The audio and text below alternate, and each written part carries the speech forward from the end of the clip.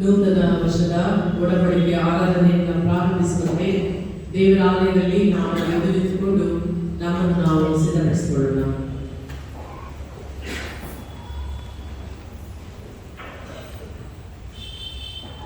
ದೇವರು ನಮಗೆ ಆಶ್ರಯ ದುರ್ಗವಾಗಿದ್ದಾನೆ. ಆತನು ಇಕ್ಕಟ್ಟಿನಲ್ಲಿ ನಮಗೆ ವಿಶೇಷ ಸಹಾಯಕನು.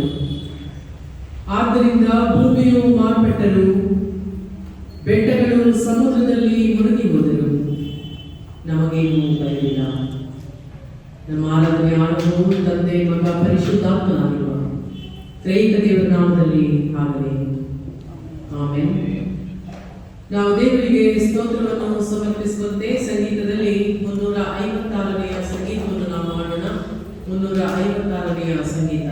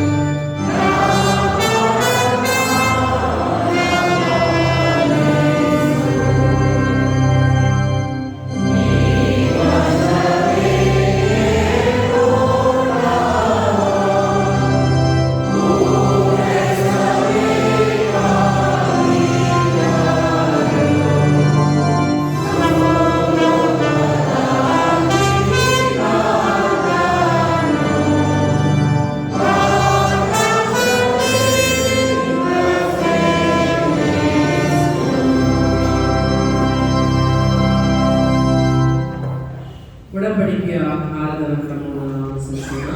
ಬುಧವಾರದ ಆರಾಧನಾ ಪುಸ್ತಕದಲ್ಲಿ ಪುಟ 244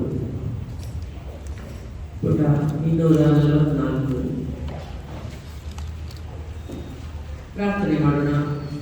ಸರ್ವಶಕ್ತ ದೇವರೇ, ನಿನ್ನೆದುರಲ್ಲಿ ಎಲ್ಲ ದೇವರು ಮಟ್ಟವೇ, ಎಲ್ಲ ಆಶೆಗಳು ಗೊತ್ತಾಗಿವೆ, ನಿನಗೆ ತಿಳಿಯದ ಗುಟ್ಟು ಒಂದೂ ಇಲ್ಲ. ನಾವು ನಿನ್ನನ್ನು ಯಥಾರ್ಥವಾಗಿ ಪ್ರೀತಿಸುವಂತೆಯೂ ನಿನ್ನ ಪವಿತ್ರ ನಾಮವನ್ನು ಯೋಗ್ಯವಾಗಿ ಘನಪಡಿಸುವಂತೆಯೂ ನಮ್ಮ ಹೃದಯದ ಯೋಚನೆಗಳನ್ನು ನಿನ್ನ ಪವಿತ್ರಾತ್ಮನ ಪ್ರೇರೇಪಣೆಯಿಂದ ಶುದ್ಧೀಕರಿಸಬೇಕೆಂದು ನಮ್ಮ ಕರ್ತನಾದ ಕ್ರಿಸ್ತನ ಮುಖಾಂತರ ನಿನ್ನನ್ನು ಬೇಡಿಕೊಳ್ಳುತ್ತೇವೆ. ಆಮೆನ್. ಹಾಗೆ ನಿಂತುಕೊಂಡಿರೋಣ. ಪ್ರಿಯರೇ, ನಾವು ಕರೆಯಲ್ಪಟ್ಟಿರುವ ಕ್ರೈಸ್ತ ಬಾಳು ಕ್ರಿಸ್ತನಲ್ಲಿ ಜೀವಿಸತಕ್ಕ ಬಾಳು. ಅದು ಆತನ ಮೂಲಕ ಪಾಪದಿಂದ ವಿಮೋಚಿಸಲ್ಪಟ್ಟು ದೇವರಿಗೆ ಪ್ರತಿಷ್ಠಿತವಾದ ಬಾಳಾಗಿರುತ್ತದೆ. ನಮ್ಮ ಕರ್ತನಾದ ಯೇಸು ಕ್ರಿಸ್ತನ ಮಧ್ಯಸ್ಥಿಕೆಯಿಂದ ಸ್ಥಾಪಿತವಾಗಿರುವ ನೂತನ ಒಡಂಬಡಿಕೆಯಲ್ಲಿ ನಾವು ಸೇರಿಸಲ್ಪಟ್ಟು ಈ ಬಾಳಿನಲ್ಲಿ ಪ್ರವೇಶಿಸಿದ್ದೇವೆ. ಆ ಒಡಂಬಡಿಕೆಯು ನಿರಂತರಕ್ಕೂ ನಿಲ್ಲುವಂತೆ ಆತನು ತನ್ನ ಸ್ವರಕ್ತದಿಂದ ಅದಕ್ಕೆ ಮುದ್ರೆಯೊತ್ತಿದ್ದಾನೆ. ಈ ಒಡಂಬಡಿಕೆಯಲ್ಲಿ ದೇವರ ಭಾಗವೆಂದರೆ ಆತನು ಯೇಸು ಕ್ರಿಸ್ತನಲ್ಲಿ ಲೋಕವನ್ನು ತನ್ನಲ್ಲಿ ಸಂಧಾನಪಡಿಸಿಕೊಂಡಿದ್ದಾನೆ. ನಮ್ಮಲ್ಲಿ ನಂಬಿಕೆಯ ನಂಬಿಕೆಯನ್ನು ಹುಟ್ಟಿಸುವವನು ಪೂರೈಸುವವನು ಆದಾತನಲ್ಲಿ. ಪ್ರಕಟಿಸುವುದೆಲ್ಲವನ್ನೂ ಆತನು ನಮ್ಮಲ್ಲಿಯೂ ನಮ್ಮ ಮೂಲಕವೂ ಸಿದ್ಧಿಗೆ ತರುವನು ಎಂಬ ವಾಗ್ದಾನವು ಅದರಲ್ಲಿ ಅಡಗಿದೆ. ನಮ್ಮ ದಿನನಿತ್ಯದ ಬಾಳಿನಲ್ಲಿ ಆತನ ಒಳ್ಳೆಯತನವನ್ನು ಕೃಪೆಯನ್ನು ದೃಢಪಡಿಸುವುದರಿಂದ ಆತನ ವಾಗ್ದಾನವು ಸ್ಥಿರವಾದದೆಂದು ಬಲ್ಲೆವು. ನಮ್ಮ ಭಾಗವಾಗಿ ನಾವು ಈ ಒಡಂಬಡಿಕೆಯನ್ನು ನಂಬಿಕೆಯ ಮೂಲಕ ಸ್ವೀಕರಿಸಿದ್ದೇವೆ. ನಾವು ನಮಗಾಗಿ ಬಾಳದೆ ನಮ್ಮನ್ನು ಪ್ರೀತಿಸಿದ, ನಮಗಾಗಿ ತನ್ನ ಪ್ರಾಣವನ್ನೇ ಅರ್ಪಿಸಿದಾತನಿಗಾಗಿ ದುಡಿಯಲು ಹಾಗೂ ಆತನ ಮಹಿಮೆಯನ್ನು ಸ್ತುತಿಸುವವರಾಗಲು ನಮ್ಮನ್ನು ಕರೆದಿದ್ದಾನೆ. ನಾವು ಪುನಃ ಪುನಃ ಕರ್ತನ ಮೇಜಿನ ಬಳಿಗೆ ಕೂಡಿ ಬರುವಾಗ ನಮ್ಮ ಸಮರ್ಪಣೆಯ ಕಾಲದಲ್ಲಿ ನಮ್ಮ ಪ್ರತಿಜ್ಞೆಗಳನ್ನು ನವೀಕರಿಸುತ್ತೇವೆ. ಈ ದಿನ ನಮ್ಮನ್ನು ದೇವರೊಂದಿಗೆ ಒಂದಾಗಿ ಒಡಂಬಡಿಕೆಯನ್ನು ದೃಢಪಡಿಸುವುದಕ್ಕಾಗಿ ಸಂತೋಷದಿಂದಲೂ ಭಕ್ತಿಭಾವದಿಂದಲೂ ಕೂಡಿ ಬಂದಿದ್ದೇವೆ. ಆದ ಕಾರಣ ದೇವರ ದಯೆಯನ್ನು, ಆತನ ಕರೆಯುವಿಕೆಯ ನಿರೀಕ್ಷೆಯನ್ನು ಸ್ಮರಿಸುವರಾಗಿ ನಮ್ಮ ಹೃದಯಗಳನ್ನು ಆತನಿಗೆ ಎತ್ತಿ ಆತನನ್ನು ಆರಾಧಿಸೋಣ. ದೇವರಿಗೆ ಸ್ತುತಿ ಪ್ರಾರ್ಥನೆಯನ್ನು ಮಾಡೋಣ. ಕರ್ತನಾದ ದೇವರನ್ನು ಆರಾಧಿಸೋಣ. ಬನ್ನಿರಿ, ತಂದೆಯಾದ ದೇವರನ್ನು ಆರಾಧಿಸೋಣ. ಆತನು ನಮ್ಮನ್ನು ಹಾಗೂ ಸಮಸ್ತ ಸೃಷ್ಟಿಯನ್ನು ಪ್ರೀತಿಯಿಂದ ಸೃಷ್ಟಿಸಿದ್ದಾನೆ. ಆತನು ನಿರಂತರವೂ ನಮ್ಮನ್ನು ಸಂರಕ್ಷಿಸಿ ಕಾಪಾಡುವಾತನೂ ಆಗಿದ್ದಾನೆ.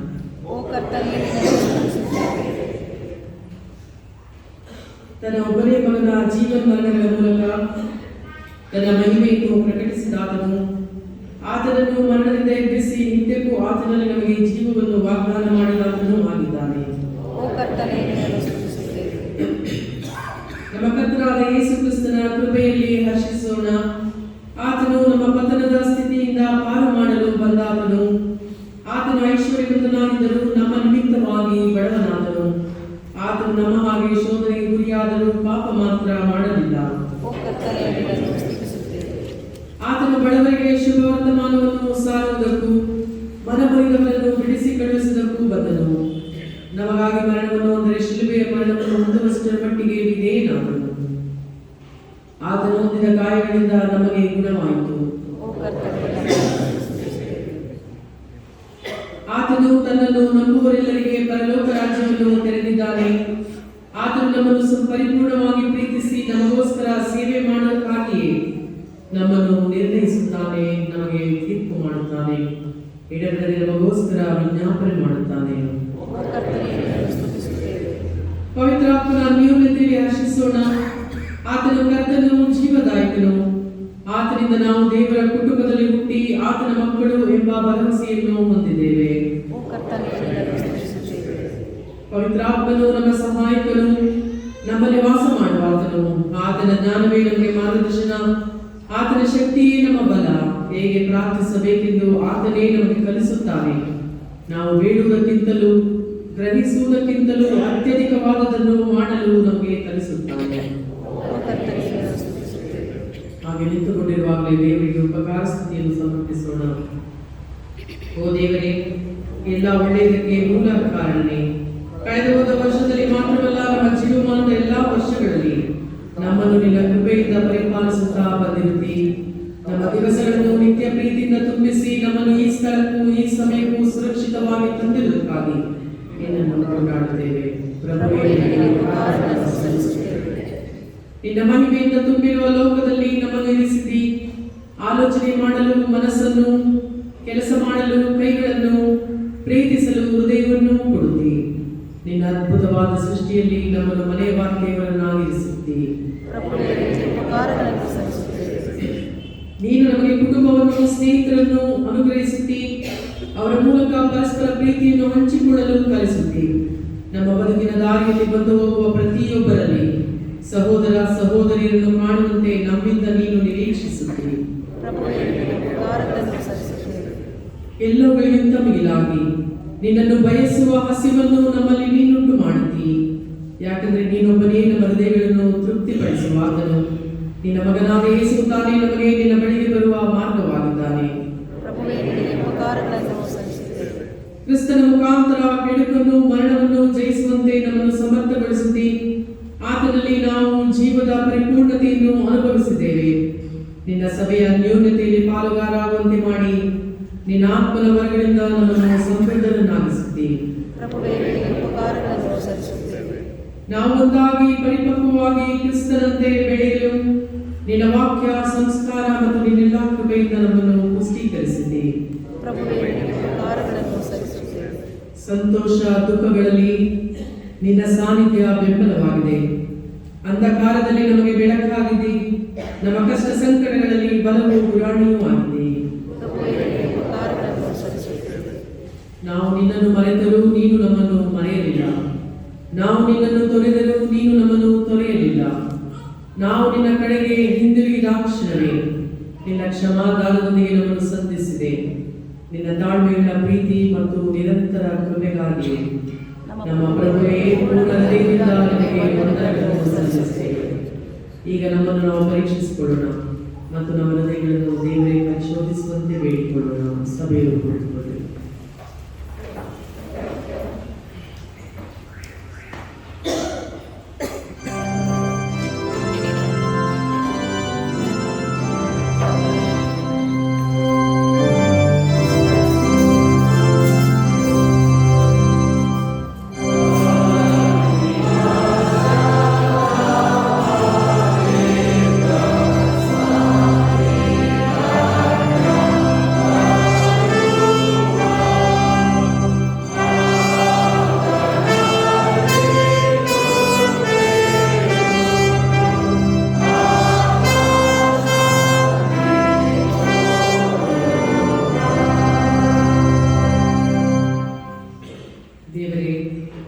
ನಿನ್ನ ಮಗನ ಮೂಲಕ ನಿಜವಾದ ಜೀವದ ಮಾರ್ಗವನ್ನು ತೋರಿಸಿದಿ. ಆತನಿಂದ ಕಲಿಯುವುದರಲ್ಲಿ, ಆತನನ್ನು ಅನುಸರಿಸುವುದರಲ್ಲಿ ನಾವು ತೋರಿರುವ ಆಲಸ್ಯಕ್ಕಾಗಿ ನಾಚಿಕೆಯಿಂದ ಆಯ್ಕೆ ಮಾಡುತ್ತೇವೆ. ಕ್ಷಮಿಸು. ನಿನ್ನಯ ಮಹಿಮೆಯ ಸೃಷ್ಟಿಯಲ್ಲಿ ನಿನ್ನ ಒಳ್ಳೆಯತನದ ಸೂಚನೆಗಳನ್ನು ತೋರಿಸಿದಿ. ವೈಜ್ಞಾನಿಕ ಸತ್ಯವನ್ನು ಪ್ರಕಟಪಡಿಸಿದಿ. ನಿನ್ನ ನಂಬಿಕಸ್ಥ ಸೇವಕಿಯರ ಜೀವನದಲ್ಲಿಯೂ ಅದ್ಭುತ ಸತ್ಯಗಳನ್ನು ಬಯಲು ಮಾಡಿದೆ. ಆದರೆ ಆ ಅದ್ಭುತಗಳನ್ನು ನೋಡುವುದರಲ್ಲಿಯೂ ನಿನ್ನನ್ನು ಸ್ತುತಿಸುವುದರಲ್ಲಿಯೂ ನಾವು ಸೋತಿದ್ದೇವೆ. ನೀನು ನಮ್ಮ ಹೃದಯದ ಬಾಗಿಲನ್ನು ತಾಳ್ಮೆಯಿಂದ ತಟ್ಟುತ್ತಿದ್ದರೂ ನಿನ್ನನ್ನು ಸ್ವೀಕರಿಸದೇ ಹೋದೆವು. ನಮ್ಮ ಆರಾಧನೆಯಲ್ಲಿರುವ ನಿಸ್ಸಾರತೆಯನ್ನು, ನಮ್ಮ ನಂಬಿಕೆಯಲ್ಲಿರುವ ಬಲಹೀನತೆಯನ್ನು, ನಮ್ಮ ಪ್ರಾರ್ಥನೆಯಲ್ಲಿರುವ ಸ್ವಾರ್ಥತೆಯನ್ನು ಮತ್ತು ಸಂತೋಷದಿಂದ ಕೃತಜ್ಞತೆ ಸಲ್ಲಿಸುವಲ್ಲಿನ ಕೊರತೆಯನ್ನು ಅರಿಕೆ ಮಾಡುತ್ತೇವೆ. ನಿನ್ನ ಶ್ರೇಷ್ಠವಾದ ಪ್ರೀತಿಯನ್ನು ನಮ್ಮ ಮೇಲೆ ಸುರಿಸುವ ಕೃಪಾ ಸಾಧನಗಳನ್ನು ಅಂಗೀಕರಿಸುವಲ್ಲಿ ಸೋತಿದ್ದೇವೆ.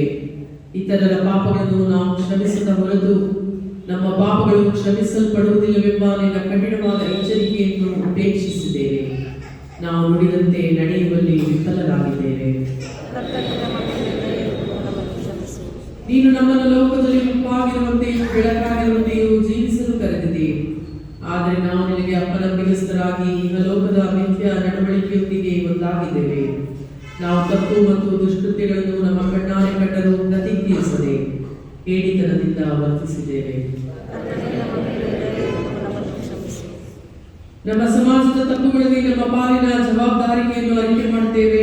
ಈ ಲೋಕವನ್ನು ನಮಗೂ ನಮ್ಮ ಮುಂದಿನ ಸಂತತಿಗೂ ಆಶೀರ್ವಾದದಾಯಕವಾಗಿ ಕೊಟ್ಟಿದೆ. ಆದಾಗ್ಯೂ ಅದರ ಮಲಿನತೆ ಮತ್ತು ವ್ಯರ್ಥ ಶೋಷಣೆಯನ್ನು ತಪ್ಪಿಸಲು ನಾವು ತೋರಿದ ಕಾಳಜಿ ಅತ್ಯಲ್ಪ.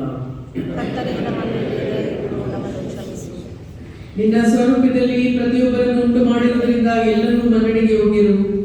ಆದಾಗ್ಯೂ ಈ ಆಲೋಚನೆ ಇಲ್ಲದೆ ನಾವು ಶ್ರೀಮಂತಿಕೆ ಮತ್ತು ಅಧಿಕಾರವುಳ್ಳ ಜನರನ್ನು ಸನ್ಮಾನಿಸಿ, ನಮ್ಮ ಸಹೋದರ ಸಹೋದರಿಯರು ಬಡವರಾಗಿ ತುಳಿತಕ್ಕೆ ಒಳಗಾದಾಗ ಅವರನ್ನು ಕಡೆಗಣಿಸಿ ಅವರ ಮಾನವೀಯತೆಯನ್ನು ಕಸಿದುಕೊಂಡಿದ್ದೇವೆ.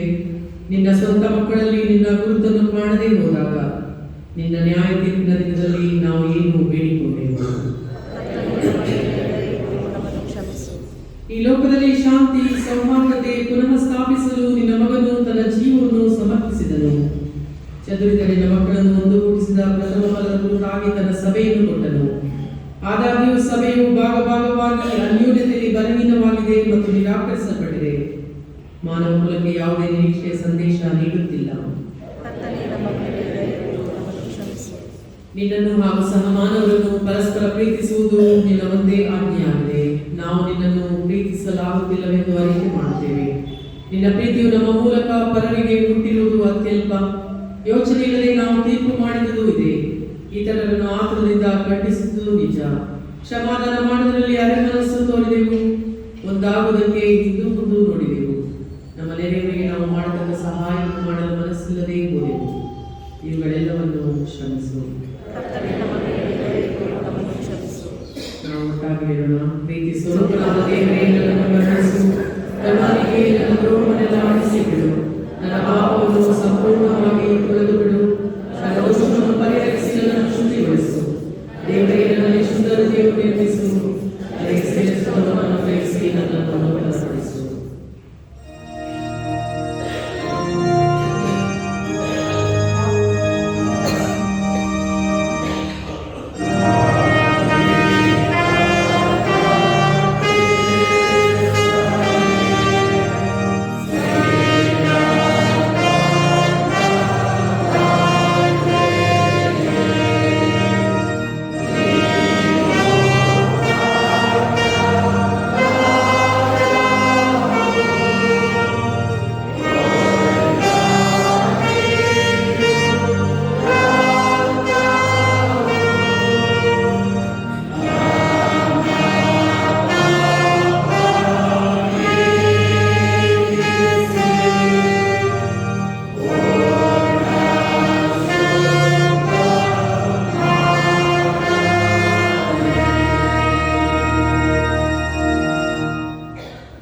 ನಾವು ಆತನಿಂದ ಕೇಳಿ ನಿಮಗೆ ತಿಳಿಸುವಾರ್ತೆ ಯಾವುದೆಂದರೆ, ದೇವರು ಬೆಳಕಾಗಿದ್ದಾನೆ ಮತ್ತು ಆತನಲ್ಲಿ ಎಷ್ಟು ಮಾತ್ರವೂ ಕತ್ತಲೆ ಇಲ್ಲ ಎಂಬುದೇ.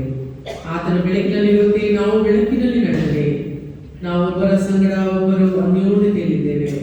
ಮತ್ತು ಆತನ ಮಗನಾದ ಯೇಸುವಿನ ರಕ್ತವು ಸಕಲ ಪಾಪಗಳನ್ನು ನಿವಾರಣೆ ಮಾಡಿ ನಮ್ಮನ್ನು ಶುದ್ಧಿ ಮಾಡುತ್ತದೆ. ನಮ್ಮಲ್ಲಿ ಪಾಪಗಳೆಂದು ಹೇಳಿದರೆ ನಮ್ಮನ್ನು ನಾವು ಮೋಸಪಡಿಸಿಕೊಳ್ಳುತ್ತೇವೆ ಮತ್ತು ಸತ್ಯವೆಂದು ನಮ್ಮಲ್ಲಿಲ್ಲ.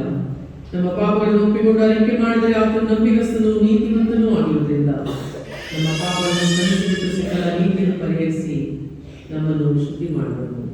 ಆಮೇಲೆ ಕರ್ತನು ನಿಮ್ಮೊಂದಿಗಿರಲಿ. ಪ್ರಾರ್ಥನೆ ಮಾಡೋಣ. ನಮ್ಮ ಕರ್ತನಾದ ಯೇಸು ಕ್ರಿಸ್ತನಲ್ಲಿ ನೂತನ ಒಡಂಬಡಿಕೆಗೆ ಮಧ್ಯಸ್ಥರನ್ನಾಗಿ ನೇಮಿಸಿದ ದೇವರೇ, ನಾವು ಪರಿಪೂರ್ಣವಾದ ನಂಬಿಕೆಯುಳ್ಳವರಾಗಿ ನಿನ್ನ ಬಳಿಗೆ ಬಂದು ನಿರಂತರವಾದ ಒಡಂಬಡಿಕೆಯಲ್ಲಿ ನಿನ್ನ ಸಂಗಡ ಏಕೀಭವಿಸುವಂತೆ ನಮಗೆ ಕೃಪಾವರವನ್ನು ಅನುಗ್ರಹಿಸಬೇಕೆಂದು ಅದೇ ನಮ್ಮ ಕರ್ತನಾದ ಯೇಸು ಕ್ರಿಸ್ತನ ಮುಖಾಂತರ ನಿನ್ನನ್ನು ಬೇಡಿಕೊಳ್ಳುತ್ತೇವೆ. ಈ ದಿನಕ್ಕೆ ನೇಮಕವಾದ ಮೊದಲನೆಯ ವೇದ ಕಾರ್ಯವನ್ನು ಹಳೆ ಒಡಂಬಡಿಕೆಯಿಂದ ನಮಗೆ ತಿಳಿಸುತ್ತಾರೆ.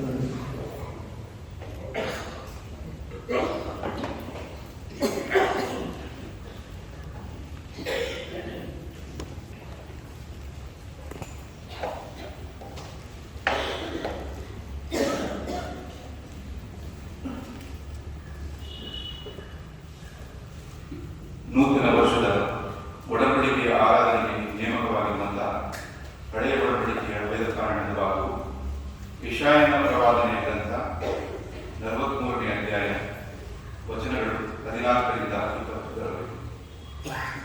For the New Year Covenant service, the Old Testament reading is taken from the book of Prophet Isaiah, chapter 43, verses 14 to 22. ಯೆಶಾಯನ ಪ್ರವಾದನೆಯ ಗ್ರಂಥ 43ನೇ ಅಧ್ಯಾಯ 14ನೇ ವಚನ. ದೇವರ ವಾಕ್ಯವನ್ನು ಕೇಳೋಣ. ಬಾಬೆಲಿಗೆ ಸಮೀಪಿಸಿರುವ ನಾಶ. ನಿಮ್ಮ ವಿಮೋಚಕನು ಇಸ್ರಾಯೇಲ್ಯರ ಸದಬಲ ಸ್ವಾಮಿಯೂ ಆದ ಯೆಹೋವನು ಹೀಗೆನ್ನುತ್ತಾನೆ, ನಾನು ನಿಮಗೋಸ್ಕರ ದೂತನನ್ನು ಬಾಬೆಲಿಗೆ ಕಳುಹಿಸಿ ಕಸ್ದೀಯರನ್ನೆಲ್ಲ ತಮ್ಮ ವಿನೋದದ ಕಡುಗುಗಳ ಮೇಲೆ ಪಾಲಾಯಿತರನ್ನಾಗಿ ಕಟ್ಟಿದ್ದೆವನು. ನಾನು ಯೆಹೋವನು, ನಿಮ್ಮ ಸದಬಲ ಸ್ವಾಮಿ, ಇಸ್ರಾಯೇಲನ್ನು ಸೃಷ್ಟಿಸಿದವನು, ನಿಮ್ಮ ಅರಸನೂ ಆಗಿದ್ದೇನೆ.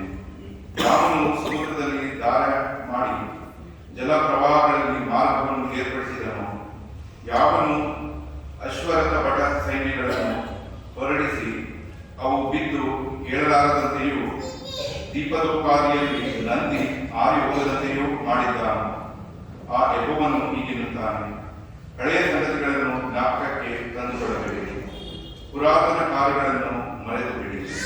ಇಗೋ, ಹೊಸ ಕಾರ್ಯವನ್ನು ಮಾಡುವುದು, ಈಗ ತಲೆದೋರುತ್ತಲಿದೆ, ನಿಮಗೆ ಕಾಣುವುದಿಲ್ಲವೋ? ನಾನು ಅರಣ್ಯದಲ್ಲಿ ಮಾರ್ಗವನ್ನು ಏರ್ಪಡಿಸಿ ಅಡವಿಯಲ್ಲಿ ನದಿಗಳನ್ನು ಹರಿಸುವುದು, ನನ್ನ ಸ್ತೋತ್ರವನ್ನು ಪ್ರಚಾರಪಡಿಸಲಿ ಎಂದು ನಾನು ಸೃಷ್ಟಿಸಿಕೊಂಡ ಆಪ್ತ ಜನರ ಜಲಪಾನಕ್ಕಾಗಿ ನಾನು ಅರಣ್ಯದಲ್ಲಿ ನೀರನ್ನು ಒದಗಿಸಿ ಅಡವಿಯಲ್ಲಿ ನದಿಗಳನ್ನು ಹರಿಸುವವನಾದ ಕಾರಣ ನರಿ, ಉಷ್ಟಪಕ್ಷಿ ಮೊದಲಾದ ಕಾಡು ಮೃಗಗಳು ನನ್ನನ್ನು ಘನಪಡಿಸುವವು ಎಂಬುದು.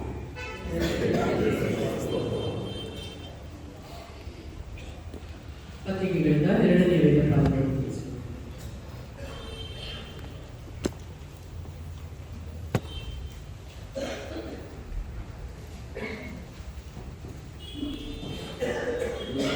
ಪ್ರಬಳಿಕೆಯ ಆರಾಧನೆಗಾಗಿ ನೇಮಕವಾದಂತಹ ಪತ್ರಿಕಾ ಅವರನ್ನು ಥೆಸಲೋನಿಕ ಸಭೆಯವರಿಗೆ ಬರೆದಂತಹ ಮೊದಲನೇ ಪತ್ರಿಕೆ 4ನೇ ಅಧ್ಯಾಯ 7ರಿಂದ 12 ವಚನಗಳು. ಪೌಲನು ಥೆಸಲೋನಿಕ ಸಭೆಯವರಿಗೆ ಬರೆದಂತಹ ಮೊದಲನೇ ಪತ್ರಿಕೆ 4ನೇ ಅಧ್ಯಾಯ 7ರಿಂದ 12 ವಚನಗಳು. ದೇವರ ವಾಕ್ಯವನ್ನು ತಿಳಿಸಿಕೊಡೋಣ. ದೇವರು ನಮ್ಮನ್ನು ಬಡತನಕ್ಕೆ ಕರೆಯದೆ ಶುದ್ಧರಾಗಿರುವುದಕ್ಕೆ ಹೀಗಿರಲು ಈ ಮಾತನ್ನು ದಾಸರ ಮಾಡುವುದು ಮನುಷ್ಯನನ್ನು ತಿರಸ್ಕರಿಸುವುದು ಮಾತ್ರವಲ್ಲದೆ ಪವಿತ್ರಾತ್ಮ ವರವನ್ನು ನಿಮಗೆ ದಯಪಾಲಿಸುವ ದೇವರನ್ನು ತಿರಸ್ಕರಿಸುತ್ತಾರೆ. ಸಹೋದರ ಸ್ನೇಹ ವಿಷಯದಲ್ಲಿ ನಿಮಗೆ ಬರೆಯುವುದು ಅವಶ್ಯವಿಲ್ಲ. ಒಬ್ಬರನ್ನೊಬ್ಬರು ಪ್ರೀತಿಸಬೇಕೆಂಬ ಉಪದೇಶವನ್ನು ನೀವೇ ದೇವರಿಂದ ಹೊಂದಿದವರಾಗಿದ್ದು ಸಮಸ್ತ ಮಹಿಳೆಯಲ್ಲಿರುವ ಸಹೋದರರಿಂದ ಪ್ರೀತಿಸುವವರಾಗಿಯೇ ಇದ್ದೀರಿ. ಆದರೂ ಸಹೋದರರೇ, ನೀವು ಪ್ರೀತಿಯಲ್ಲಿ ಇನ್ನೂ ಹೆಚ್ಚುತ್ತಾ ಬರಬೇಕೆಂದು ನಿಮ್ಮನ್ನು ಪ್ರಬೋಧಿಸುತ್ತೇವೆ. ಇದಲ್ಲದೆ ನಾನು ನಿಮಗೆ ಆಜ್ಞೆ ಕೊಟ್ಟ ಪ್ರಕಾರ ನೀವು ಮತ್ತೊಬ್ಬರ ಕಾರ್ಯದಲ್ಲಿ ತಲೆ ಹಾಕದೆ ಸುಮ್ಮಗಿದ್ದು ಸ್ವಂತ ಕಾರ್ಯವನ್ನೇ ನಡೆಸಿಕೊಂಡು ಕೈಯಾರೆ ಕೆಲಸ ಮಾಡುವುದೇ ಮಾನವೆಂದೆನಿಸಿ. ಹೀಗಿದ್ದರೆ ನೀವು ಹೊರಗಿನವರ ಎದುರಿನಲ್ಲಿ ಸಜ್ಜನರಾಗಿ ನಡೆದುಕೊಳ್ಳುವಿ ಮತ್ತು ನಿಮಗೆ ಯಾವುದಕ್ಕೂ ಕೊರತೆ ಇರುವುದಿಲ್ಲ ಎನ್ನುವಂಥದ್ದು. ನಾವೆಲ್ಲ ತಿಳಿದುಕೊಂಡು ಸುವಾರ್ಥ ವೇದ ಭಾಗದಿಂದ 3ನೇ ವೇದ ಭಾಗವನ್ನು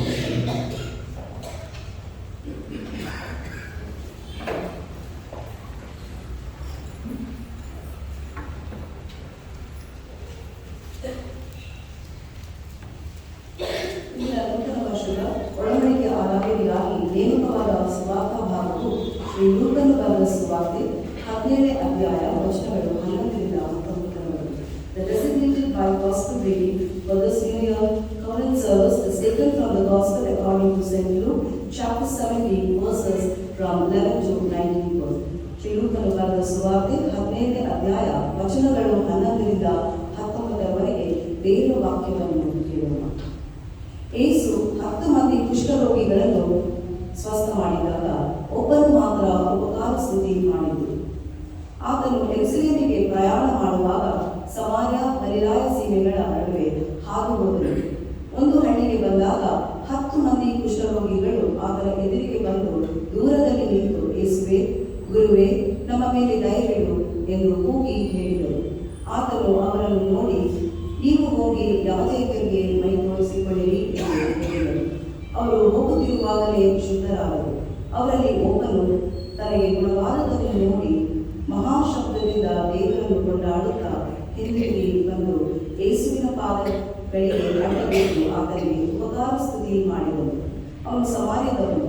ಯೇಸು ಇದನ್ನು ನೋಡಿ 10 ಮಂದಿ ಶುದ್ಧರಾದರಲ್ಲವೇ, ಮಿಕ್ಕ 9 ಮಂದಿಯಲ್ಲಿ ದೇವರನ್ನು ಸ್ತುತಿಸುವುದಕ್ಕೆ ಈ ಅನ್ಯ ದೇಶದವರೇ ಹೊರತು ಇನ್ಯಾರು ಹಿಂದಿರುಗಿ ಬರಲಿದ್ದಾರೆ ಎಂದು ಹೇಳಿ ಅವನಿಗೆ, ಎದ್ದು ಹೋಗು, ನಿನ್ನ ನಂಬಿಕೆಯೇ ನಿನ್ನನ್ನು ಸ್ವಸ್ಥ ಮಾಡಿಯದೆ ಎಂದು ಹೇಳಿದನು ಎಂಬುದು.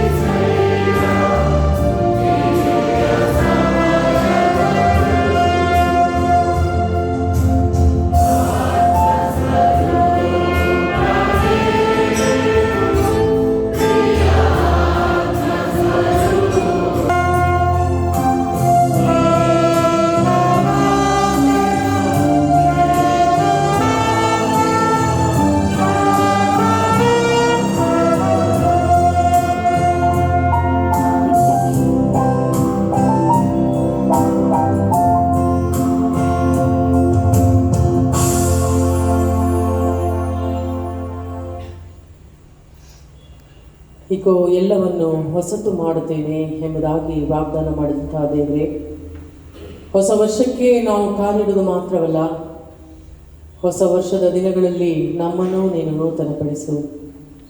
ನಾವು ಎದುರಿಸ್ತಿರುವಂತಹ ಸಂದರ್ಭಗಳನ್ನು ಹೊಸತು ಮಾಡು. ನಮ್ಮ ಜೀವನದಲ್ಲಿ ಹೊಸತನವನ್ನು ಅಳವಡಿಸಿಕೊಂಡು ಮುಂದೆ ಸಾಗುವಂತಹ ಕೃಪೆಯನ್ನು ದಯಪಾಲಿಸು. ಯೇಸುವಿನಲ್ಲಿ ಪ್ರಾರ್ಥಿಸ್ತೇವೆ ಸ್ವಾಮಿ, ಆಮೇಲೆ. ಕರ್ತನಲ್ಲಿ ಪ್ರೀತಿಯುಳ್ಳ ದೇವಜನರೇ, ಇನ್ನೊಂದು ಹೊಸ ವರ್ಷವನ್ನು ನಮ್ಮ ಪಾಲಿಗೆ ದಯಪಾಲಿಸಿದಂತಹ ದೇವರಿಗೆ ನಾವು ತುಂಬು ಹೃದಯದಿಂದ, ಸಂತೋಷದಿಂದ, ಸಂಭ್ರಮದಿಂದ ದೇವರಿಗೆ ನಾವು ಸ್ತುತಿಯನ್ನು ಸಮರ್ಪಿಸೋಣ. ಯಾಕಂದರೆ ನಾವು ಬದುಕಿ ಉಳಿದಿರುವುದು ದೇವರ ಕೃಪೆಯಿಂದಲೇ. ಆತನ ಕೃಪೆ ಇಲ್ಲದೆ ಹೋದರೆ ಒಂದು ದಿನ, ಒಂದು ಕ್ಷಣ ಕೂಡ ನಾವು ಬಾಳಲು ಬದುಕಲು ಸಾಧ್ಯವಿಲ್ಲ. ಈ ಹೊಸ ವರ್ಷವನ್ನು ಕೊಟ್ಟಾತನು ದೇವರು. ದೇವರ ಆಲಯಕ್ಕೆ ಬರುವಷ್ಟು ಆರೋಗ್ಯವನ್ನ, ಶಕ್ತಿ ಸಾಮರ್ಥ್ಯವನ್ನ ದಯಪಾಲಿಸಿದಂಥವನು ದೇವರು. ದೇವರ ಹೊರತಾಗಿ ನಾವು ಈ ಲೋಕದಲ್ಲಿ ಏನನ್ನೂ ಪಡೆದುಕೊಳ್ಳಲು ಸಾಧ್ಯವಿಲ್ಲ.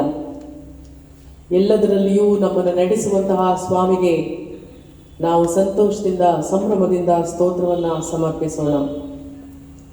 ಈ ದಿನಕ್ಕೆ ನೇಮಕವಾದಂತಹ ವಿಷಯ new year with new commitments.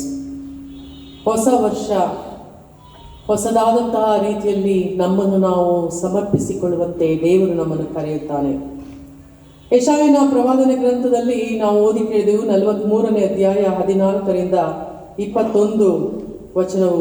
43ನೇ ಅಧ್ಯಾಯ 14ರಿಂದ 18ನೇ ವಚನದಲ್ಲಿ ಹೀಗೆ ಬರೆದಿದೆ: ಹಳೆ ಸಂಗತಿಗಳನ್ನು ಜ್ಞಾಪಕಕ್ಕೆ ತಂದುಕೊಳ್ಳಬೇಡಿರಿ, ಹಳೆ ಸಂಗತಿಗಳನ್ನು ಜ್ಞಾಪಕಕ್ಕೆ ತಂದುಕೊಳ್ಳಬೇಡಿರಿ, ಪುರಾತನ ಕಾರ್ಯಗಳನ್ನು ಮರೆತು ಬಿಡಿ. ಇಗೋ ಹೊಸ ಕಾರ್ಯವನ್ನು ಮಾಡುವೆನು, ಇಗೋ ಹೊಸ ಕಾರ್ಯವನ್ನು ಮಾಡುವೆನು. ಪ್ರೀತಿಯುಳ್ಳ ದೇವಜನರೇ, ಇಡೀ ಸೃಷ್ಟಿ ಹೊಸತನವನ್ನು ಅನುಭವ ಮಾಡ್ತದೆ. ನಮ್ಮ ಶರೀರ ಅಥವಾ ಸೃಷ್ಟಿಯಲ್ಲಿರುವಂತಹ ಪ್ರಾಣಿ, ಗಿಡ, ಮರಗಳನ್ನು ನಾವು ನೋಡುವಾಗ ಒಂದೊಂದು ಕ್ಷಣದಲ್ಲಿಯೂ ಕೂಡ ನಮ್ಮ ಶರೀರದಲ್ಲಿ ಬದಲಾವಣೆ ಉಂಟಾಗ್ತದೆ. ಹೊಸ ಹೊಸ ಸೆಲ್ಗಳು ಅಥವಾ ಹೊಸ ಕೋಶಗಳು ಉತ್ಪತ್ತಿ ಆಗ್ತದೆ. ಹಳೆಯ ಕೋಶಗಳು ಅದು ಸತ್ತು ಹೋಗ್ತದೆ. ಒಂದೊಂದು ಕ್ಷಣವೂ ನಮ್ಮ ದೇಹದಲ್ಲಿ ಒಂದು ಮಾರ್ಪಾಡಾಗುವಂಥದ್ದು ಅಥವಾ ಹೊಸತನವನ್ನು ಕಂಡುಕೊಳ್ಳುವಂಥ ರೀತಿಯಲ್ಲಿ ದೇವರು ನಮ್ಮನ್ನು ಸೃಷ್ಟಿಸಿದ್ದಾನೆ. ಆದರೆ ನಮ್ಮ ಮನಸ್ಸುಗಳು ಯಾಕೆ ಹೊಸದಾಗಬಾರದು? ನಮ್ಮ ಆಲೋಚನೆಗಳು ಯಾಕೆ ಹೊಸದಾಗಬಾರದು? ಹಳೆಯ ಬೇಡದ ವಿಚಾರಗಳನ್ನೇ ಹೊತ್ತುಕೊಂಡು ನಾವು ಮುಂದೆ ಸಾಗುವುದಾದರೆ ಹೊಸ ಹೊಸ ದೇವರ ಆಶೀರ್ವಾದಗಳನ್ನು ತಿಳಿದುಕೊಳ್ಳುವಲ್ಲಿ ನಾವು ವಿಫಲರಾಗುತ್ತೇವೆ. ಹಳೆಯ ಸಂಗತಿಗಳನ್ನು ಜ್ಞಾಪಕಕ್ಕೆ ತಂದುಕೊಳ್ಳಬೇಡಿರಿ. ಈ ದಿನ ನಾವು ಸಂತೋಷವಾಗಿರಬೇಕಾದ್ರೆ ಹಳೆಯ ವರ್ಷದ ಎಲ್ಲ ಕೆಟ್ಟ ಸಂಗತಿಗಳನ್ನು ನಾವು ಈ ಕ್ಷಣದಲ್ಲೇ ಮರೆತು ಬಿಡಬೇಕು. ನಮ್ಮ ನೋವುಗಳನ್ನು, ನಮ್ಮ ಸಂಕಟಗಳನ್ನು, ನಮ್ಮ ಕಷ್ಟ ಕಣ್ಣೀರುಗಳನ್ನು, ನಮ್ಮ ಅನಾರೋಗ್ಯವನ್ನು, ನಮ್ಮ ಬಲಹೀನತೆಯನ್ನು ನಾವು ಸಂಪೂರ್ಣವಾಗಿ ಮರೆತು ಬಿಟ್ಟು ಹಿಂದಿನದನ್ನು ನಾವು ನೆನಪು ಮಾಡಿಕೊಳ್ಳದೆ ಮುಂದೆ ಸಾಗಿ ನಾವು ನೂತನವಾಗಿ ನಾವು ಬಾಳಬೇಕು, ಬದುಕಬೇಕು ಎಂದು ದೇವರ ವಾಕ್ಯ ನಮಗೆ ತಿಳಿಸದೆ. ಪ್ರಕಟಣೆಯ ಪುಸ್ತಕವನ್ನು ನಾವು ನೋಡುವಾಗ 21ನೇ ಅಧ್ಯಾಯದಲ್ಲಿ ನಾವು ಪತ್ಮೋಸ್ ದ್ವೀಪದಲ್ಲಿ ಕುಳಿತುಕೊಂಡು ಯೋಹಾನನು ಬರೆದಂತಹ ಪ್ರಕಟಣೆಯ ಪುಸ್ತಕವನ್ನು ನಾವು ಓದ್ತೇವೆ. ಪತ್ಮೋಸ್ ದ್ವೀಪ ಈಗಾಗಲೇ ನಾನು ವಿವರಿಸಿದ್ದೇನೆ. ಅದರ ಪರಿಸ್ಥಿತಿ ಹೇಗಿದೆ ಎಂಬುದಾಗಿ. ಅಲ್ಲಿ ಯಾರೂ ಕೂಡ ಪ್ರಯಾಣ ಮಾಡಲು ಸಾಧ್ಯವಿಲ್ಲದೆ ಇರುವಂತಹ ಒಂದು ಐಲ್ಯಾಂಡ್. ಅಲ್ಲಿ ಯಾವ ಸಂಪರ್ಕವೂ ಇಲ್ಲ, ಅಲ್ಲಿ ಯಾವುದೇ ರೀತಿಯಾದಂತಹ ಆಹಾರವೂ ದೊರೆಯುವುದಿಲ್ಲ, ಅಲ್ಲಿ ಯಾರ ಜೊತೆಯಲ್ಲಿ ಮಾತನಾಡಲು ಆಗುವುದಿಲ್ಲ. ಒಂದು ದೊಡ್ಡ ಗುಹೆಯಲ್ಲಿ ಯೋಹಾನನನ್ನ ಸೆರೆ ಹಾಕ್ತಾರೆ.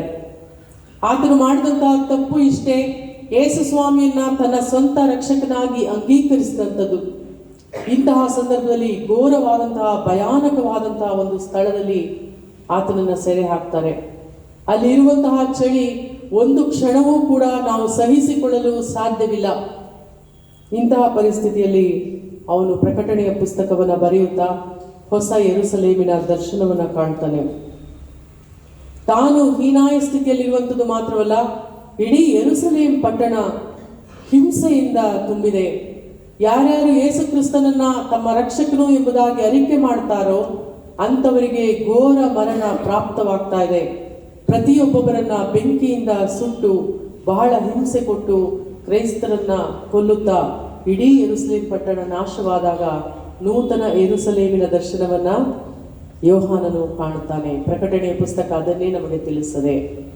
ಏನೂ ಇಲ್ಲ ಎಂಬುದಾಗಿ ಇರುವಂತಹ ಪರಿಸ್ಥಿತಿಯಲ್ಲಿ ಹೊಸತನಕ್ಕಾಗಿ ದರ್ಶನವನ್ನ ಕಾಣುವಂಥದ್ದು ಯೋಹಾನನು ನಮಗೆ ಈ ದಿನದಲ್ಲಿ ಕೊಟ್ಟಂತಹ ಚಾಲೆಂಜ್ ಆಗಿದೆ. ನಮ್ಮ ಜೀವನದಲ್ಲಿಯೂ ಕೂಡ ನಾವು ನೂತನವಾಗಿ ನಾವು ಬಾಳಬೇಕು, ಬದುಕಬೇಕು ಎಂಬುದಾಗಿ ದೇವರ ವಾಕ್ಯ ನಮಗೆ ತಿಳಿಸುತ್ತದೆ. ಆಗ ಸಿಂಹಾಸನದ ಮೇಲೆ ಕೂತಾದನ್ನು 21ನೇ ಅಧ್ಯಾಯ ಪ್ರಕಟಣೆಯ ಪುಸ್ತಕ.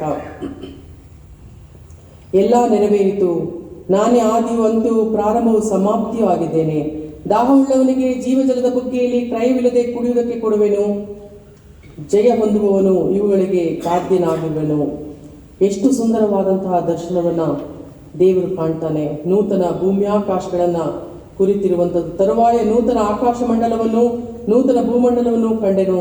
ಮೊದಲಿದ್ದ ಆಕಾಶ ಮಂಡಲವು ಮೊದಲಿದ್ದ ಭೂಮಂಡಲವು ಇಲ್ಲದೆ ಹೋದವು, ಇನ್ನು ಸಮುದ್ರವೂ ಇಲ್ಲ. ಇದಲ್ಲದೆ ಪರಿಶುದ್ಧವಾದಂತಹ ಪಟ್ಟಣವು ಯಾವ ರೀತಿಯಲ್ಲಿ ಅಲಂಕೃತವಾಗಿತ್ತು ನೋಡಿ. ಅಲ್ಲಿರುವಂಥದ್ದು ಮರಣದ ಪರಿಸ್ಥಿತಿ, ಆದರೆ ಯೋಹಾನನು ಕಾಣುವಂತಹ ದರ್ಶನ ನೂತನವಾಗಿ ಅಲಂಕೃತವಾದಂತಹ ಯೆರೂಸಲೇಮ್ ಪಟ್ಟಣ. ಪ್ರೀತಿಯುಳ್ಳ ದೇವಜನರೇ, ಇಂದು ನಮ್ಮ ಜೀವನ ಅಂತಹ ಪರಿಸ್ಥಿತಿಯಲ್ಲಿ ಇದ್ದಿರಬಹುದು. ಕಷ್ಟ, ಕಣ್ಣೀರು, ನಿರಾಸೆಗಳು, ಬಲಹೀನತೆಗಳು, ಹೇಳಿಕೊಳ್ಳಲಾರದೆ ಇರುವಂತಹ ಅನೇಕ ಸಮಸ್ಯೆಗಳು ನಮ್ಮ ಜೀವನದಲ್ಲಿ ಇರಬಹುದು. ಆದರೆ ಯಾವ ರೀತಿಯಲ್ಲಿ ಹಿಂಸೆಯಿಂದ ಮರಣದ ಸ್ಥಿತಿಯಲ್ಲಿದ್ದಂತಹ ಯೆರೂಸಲೇಮ್ ಪಟ್ಟಣವನ್ನ ನೂತನವಾಗಿ ಅಲಂಕೃತವಾದಂತಹ ಯೆರೂಸಲೇಮ್ ಪಟ್ಟಣ ಎಂಬುದಾಗಿ ಯೋಹಾನನ ದರ್ಶನವನ್ನು ಕಂಡನೋ, ಅದೇ ರೀತಿಯಲ್ಲಿ ನೂತನ ದರ್ಶನವನ್ನು ಕಾಣುವಂತೆ ದೇವರು ನಮ್ಮನ್ನ ಕರೆದಾತನಾಗಿದ್ದಾನೆ. ಎಫೆಸದವರಿಗೆ ಬರೆದಂತಹ ಪತ್ರಿಕೆ 4ನೇ ಅಧ್ಯಾಯ. ಎಫೆಸದವರಿಗೆ ಬರೆದ ಪತ್ರಿಕೆ 4ನೇ ಅಧ್ಯಾಯ 22ನೇ ವಚನದಿಂದ, ಯೇಸುವಿನಲ್ಲಿರುವ ಸತ್ಯೋಪದೇಶವು ಯಾವುದೆಂದರೆ, ನೀವು ನಿಮ್ಮ ಹಿಂದಿನ ನಡತೆಯನ್ನು ಅನುಸರಿಸದೆ ಪೂರ್ವ ಸ್ವಭಾವವನ್ನು ತೆಗೆದುಹಾಕಿ ಬಿಡಬೇಕು.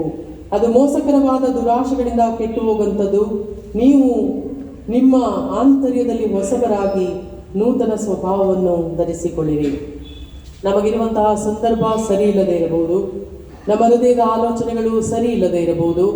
ಆದರೆ ದೇವರು ಇಂದು ನಮಗೆ ಆಯುಷ್ಕಾಲವನ್ನು ಕೊಟ್ಟಿರುವಂಥದ್ದು ತಿರುಗಿ ಹಳೆಯ ಸ್ವಭಾವವನ್ನು ಹೊಂದಿದವರಾಗಿ ಬಾಳುವುದಕ್ಕೋಸ್ಕರವಲ್ಲ, ಬದಲಾಗಿ ನೂತನ ಸ್ವಭಾವವನ್ನು ಧರಿಸಿಕೊಳ್ಳಿರಿ. ಆ ಸ್ವಭಾವವು ದೇವರ ಹೋಲಿಕೆಯ ಮೇರೆಗೆ ಸತ್ಯಕ್ಕೆ ಅನುಗುಣವಾದ ನೀತಿ ಉಳ್ಳದ್ದಾಗಿಯೂ ದೇವ ಭಯವುಳ್ಳದ್ದಾಗಿಯೂ ನಿರ್ಮಿಸಲ್ಪಟ್ಟಿದೆ. ಪ್ರೀತಿಯುಳ್ಳ ದೇವಜನರೇ, ಆಂತರ್ಯದಲ್ಲಿ ಹೊಸಬರಾಗುವಂತೆ ದೇವರು ನಮ್ಮನ್ನು ಕರೆದಿದ್ದಾನೆ.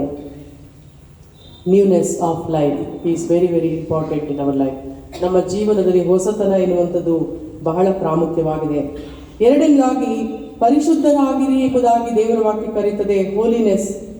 ಥೆಸಲೋನಿಕದವರಿಗೆ ಬರೆದ 1ನೆಯ ಪತ್ರಿಕೆ 4ನೇ ಅಧ್ಯಾಯ 7ನೇ ವಚನದಿಂದ, ದೇವರು ನಮ್ಮನ್ನು ಬಂಡುತನಕ್ಕೆ ಕರೆಯದೆ ಶುದ್ಧರಾಗಿರುವುದಕ್ಕೆ ಕರೆದನು. ಮೊದಲನೇದಾಗಿ ಹೊಸಬರಾಗಲು, ಎರಡನೇದಾಗಿ ಶುದ್ಧರಾಗಲು. ಹೋಲಿನೆಸ್, ಶುದ್ಧರಾಗಲು ದೇವರು ನಮ್ಮನ್ನು ಕರೆದಿದ್ದಾನೆ. ನಮ್ಮನ್ನು ಬಂಡುತನಕ್ಕೆ ಕರೆಯದೆ ಶುದ್ಧರಾಗುವುದಕ್ಕೆ ಕರೆದನು. 1 ಪೇತ್ರ 1:15 16 ವಚನಗಳು. ನಿಮ್ಮನ್ನು ಕರೆದಾತನು ಪರಿಶುದ್ಧನಾಗಿರುವ ಪ್ರಕಾರವೇ ನೀವು ವಿಧೇಯರಿಗೆ ತಕ್ಕಂತೆ ನಿಮ್ಮ ಎಲ್ಲಾ ನಡವಳಿಕೆಯಲ್ಲಿ ಪರಿಶುದ್ಧರಾಗಿರಿ. ನಾನು ಪರಿಶುದ್ಧನಾಗಿರುವುದರಿಂದ ನೀವು ಪರಿಶುದ್ಧರಾಗಿರಬೇಕು ಎಂದು ದೇವರ ವಾಕ್ಯ ನಮಗೆ ತಿಳಿಸುತ್ತದೆ. ಯೆಶಾಯ 6:3 ಸೇನಾಧೀಶ್ವರನಾದ ಯೆಹೋವನು ಪರಿಶುದ್ಧನು, ಪರಿಶುದ್ಧನು, ಪರಿಶುದ್ಧನು, ಭೂಮಂಡಲವೆಲ್ಲ ಆತನ ಪ್ರಭಾವದಿಂದ ತುಂಬಿದೆ ಎಂದು ಕೂಗಿ ಹೇಳಿದನು. ಮೋಶೆ ಇಸ್ರಾಯೇಲರಿಗೆ ಯುದ್ಧದಲ್ಲಿ ಸೋಲುಂಟಾದಾಗ, ಸಮುದಾಯದಲ್ಲಿ ಭಯಾನಕವಾದಂತಹ ವ್ಯಾಧಿ ಉಂಟಾದಂತಹ ಸಂದರ್ಭದಲ್ಲಿ ಮೋಶೆಯು ಸಮಸ್ತ ಸಮುದಾಯದವರನ್ನ ಕರೆದು ಶುದ್ಧರಾಗಿರಿ ಎಂಬುದಾಗಿ ಆಜ್ಞಾಪನೆಯನ್ನು ಕೊಡ್ತಾ ಇದ್ದನು. ದೈಹಿಕವಾದಂತಹ ಶುದ್ಧೀಕರಣ ಎಷ್ಟು ಪ್ರಾಮುಖ್ಯತೆಯೋ ಅಂತಃಕರಣದ ಶುದ್ಧೀಕರಣ ಅಷ್ಟೇ ರೀತಿ ಪ್ರಾಮುಖ್ಯವಾಗಿರ್ತದೆ. ದೇವರ ದರ್ಶನವನ್ನು ಪಡೆಯುವಂತಹ ಸಮಯದಲ್ಲಿ, ಜಾತ್ರೆ ಹಬ್ಬಗಳ ಸಮಯದಲ್ಲಿ, ಮಂಜೂಷದ ಬಳಿಗೆ ಬರುವಂತಹ ಸಮಯದಲ್ಲಿ ಯುದ್ಧಗಳು, ವ್ಯಾಧಿಗಳು, ದೇವರಿಂದ ಶಿಕ್ಷೆಯನ್ನು ಅನುಭವಿಸ್ತಾ ಇದ್ದೇವೆ ಎಂಬುದಾಗಿ ತಿಳಿದುಕೊಂಡಂತಹ ಸಮಯದಲ್ಲಿ ಶುದ್ಧರಾಗುವಂತೆ ಮೋಶೆ ಇಸ್ರಾಯೇಲರನ್ನ ಕರೆಯುತ್ತಿದ್ದನು. ಮತ್ತಾಯ 5:8 blessed are the pure in heart for they shall see God. ನಿರ್ಮಲ ಚಿತ್ತರು ಧನ್ಯರು, ಅವರು ದೇವರನ್ನು ಕಾಣುವರು.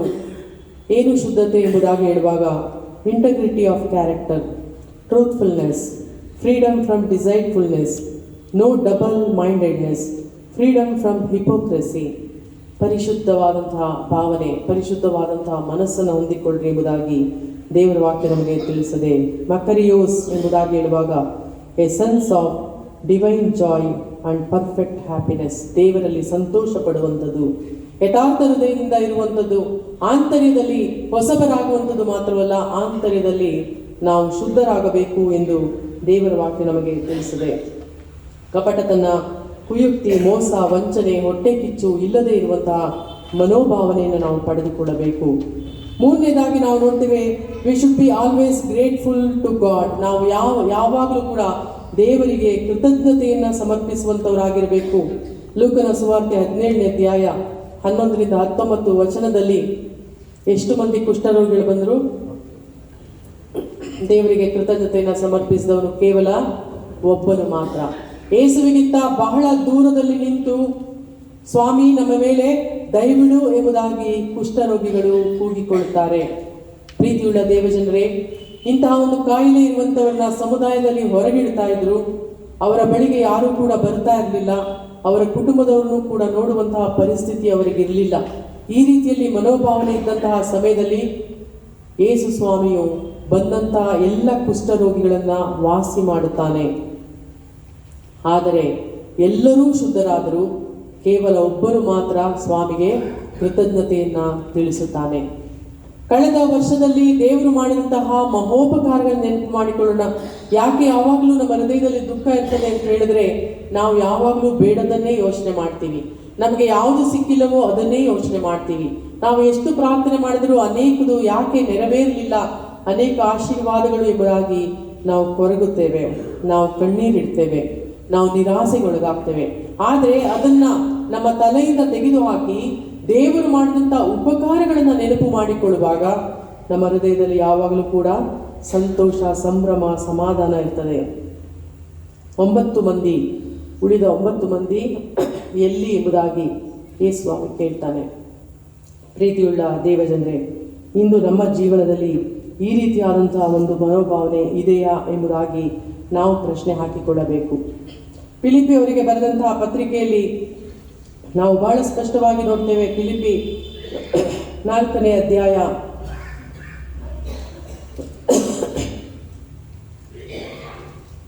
4ನೇ ವಚನದಿಂದ, ಯಾವಾಗಲೂ ಕರ್ತನಲ್ಲಿ ಸಂತೋಷಿಸಿರಿ, ಸಂತೋಷ ಪಡಿರಿ ಎಂದು ತಿರುಗಿ ಹೇಳುತ್ತೇನೆ. ಸಂತೋಷ ಪಡಿರಿ ಎಂದು ತಿರುಗಿ ಹೇಳ್ತೇನೆ. ಯಾಕಂದರೆ ಸಂತೋಷ ಪಡಿರಿ ಎಂಬುದಾಗಿ ದೇವರು ಇಂದು ನಮ್ಮನ್ನು ಕರೆಯುತ್ತಾ ಇದ್ದಾನೆ. ಬೇಡದ ವಿಚಾರಗಳನ್ನು ಬಿಟ್ಟು ಬಿಡೋಣ.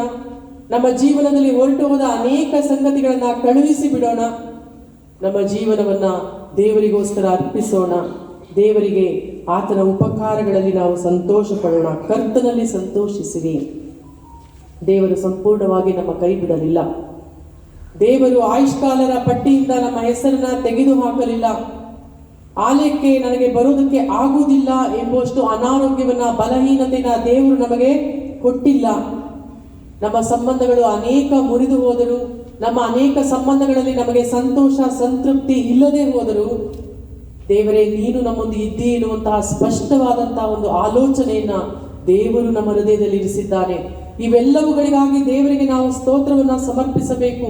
V should be grateful to God. ನಮ್ಮ ಜೀವನದಲ್ಲಿ ನಾವು ಕೃತಜ್ಞತೆಯನ್ನು ಸಮರ್ಪಿಸುವಂಥವರಾಗಬೇಕು. ನಿಮ್ಮ ಸೈರಣಿ ಎಲ್ಲ ಮನುಷ್ಯರಿಗೆ ಗೊತ್ತಾಗಲಿ, ಕರ್ತನು ಹತ್ತಿರವಾಗಿದ್ದಾನೆ. ಯಾವ ಸಂಬಂಧವಾಗಿಯೂ ಚಿಂತೆ ಮಾಡದೆ, ಯಾವ ಸಂಬಂಧವಾಗಿಯೂ ಚಿಂತೆ ಮಾಡದೆ. ಪ್ರೀತಿಯುಳ್ಳ ದೇವಜನರೇ, ಎಲ್ಲ ಚಿಂತೆಯನ್ನು ನಮ್ಮ ಹೃದಯದಿಂದ ತೆಗೆದು ಹೊರಗೆ ಹಾಕೋಣ. ಎಲ್ಲ ಚಿಂತೆಯನ್ನು ಹೃದಯದಿಂದ ನಾವು ಹೊರಗೆ ಹಾಕೋಣ. ಯಾಕಂದರೆ ನಮಗೋಸ್ಕರ ದೇವರು ಚಿಂತಿಸುತ್ತಾನೆ. ನಮಗೆ ಬೇಕಾದದನ್ನು ಕಾಲಕ್ಕೆ ಸರಿಯಾಗಿ ದೇವರು ಒದಗಿಸುತ್ತಾನೆ. ಯಾವ ಸಂಬಂಧವಾಗಿಯೂ ಚಿಂತೆ ಮಾಡದೆ ಸರ್ವ ವಿಷಯದಲ್ಲಿ ದೇವರ ಮುಂದೆ ಕೃತಜ್ಞತಾ ಸ್ತುತಿಯನ್ನು, ಪ್ರಾರ್ಥನೆ, ವಿಜ್ಞಾಪನೆಗಳನ್ನು ಮಾಡುತ್ತಾ ನಿಮಗೆ ಬೇಕಾದದನ್ನು ತಿಳಿಯಪಡಿಸಿರಿ. ದೇವರೊಂದಿಗಿನ ನಮ್ಮ ಸಂಬಂಧ ಮಾತ್ರ ಶಾಶ್ವತ. ಬೇರೆ ಎಲ್ಲ ಸಂಬಂಧಗಳು ಶಾಶ್ವತವಲ್ಲ, ಬೇರೆ ಎಲ್ಲ ಸಂದರ್ಭಗಳು ಶಾಶ್ವತವಲ್ಲ, ದುಃಖದ ಸಂದರ್ಭಗಳು ಶಾಶ್ವತವಲ್ಲ, ಕಣ್ಣೀರಿನ ಸಂದರ್ಭಗಳು ಕೂಡ ಶಾಶ್ವತವಲ್ಲ. ಸಂತೋಷ ಎನ್ನುವಂಥದ್ದು ಬಂದೇ ಬರುತ್ತದೆ.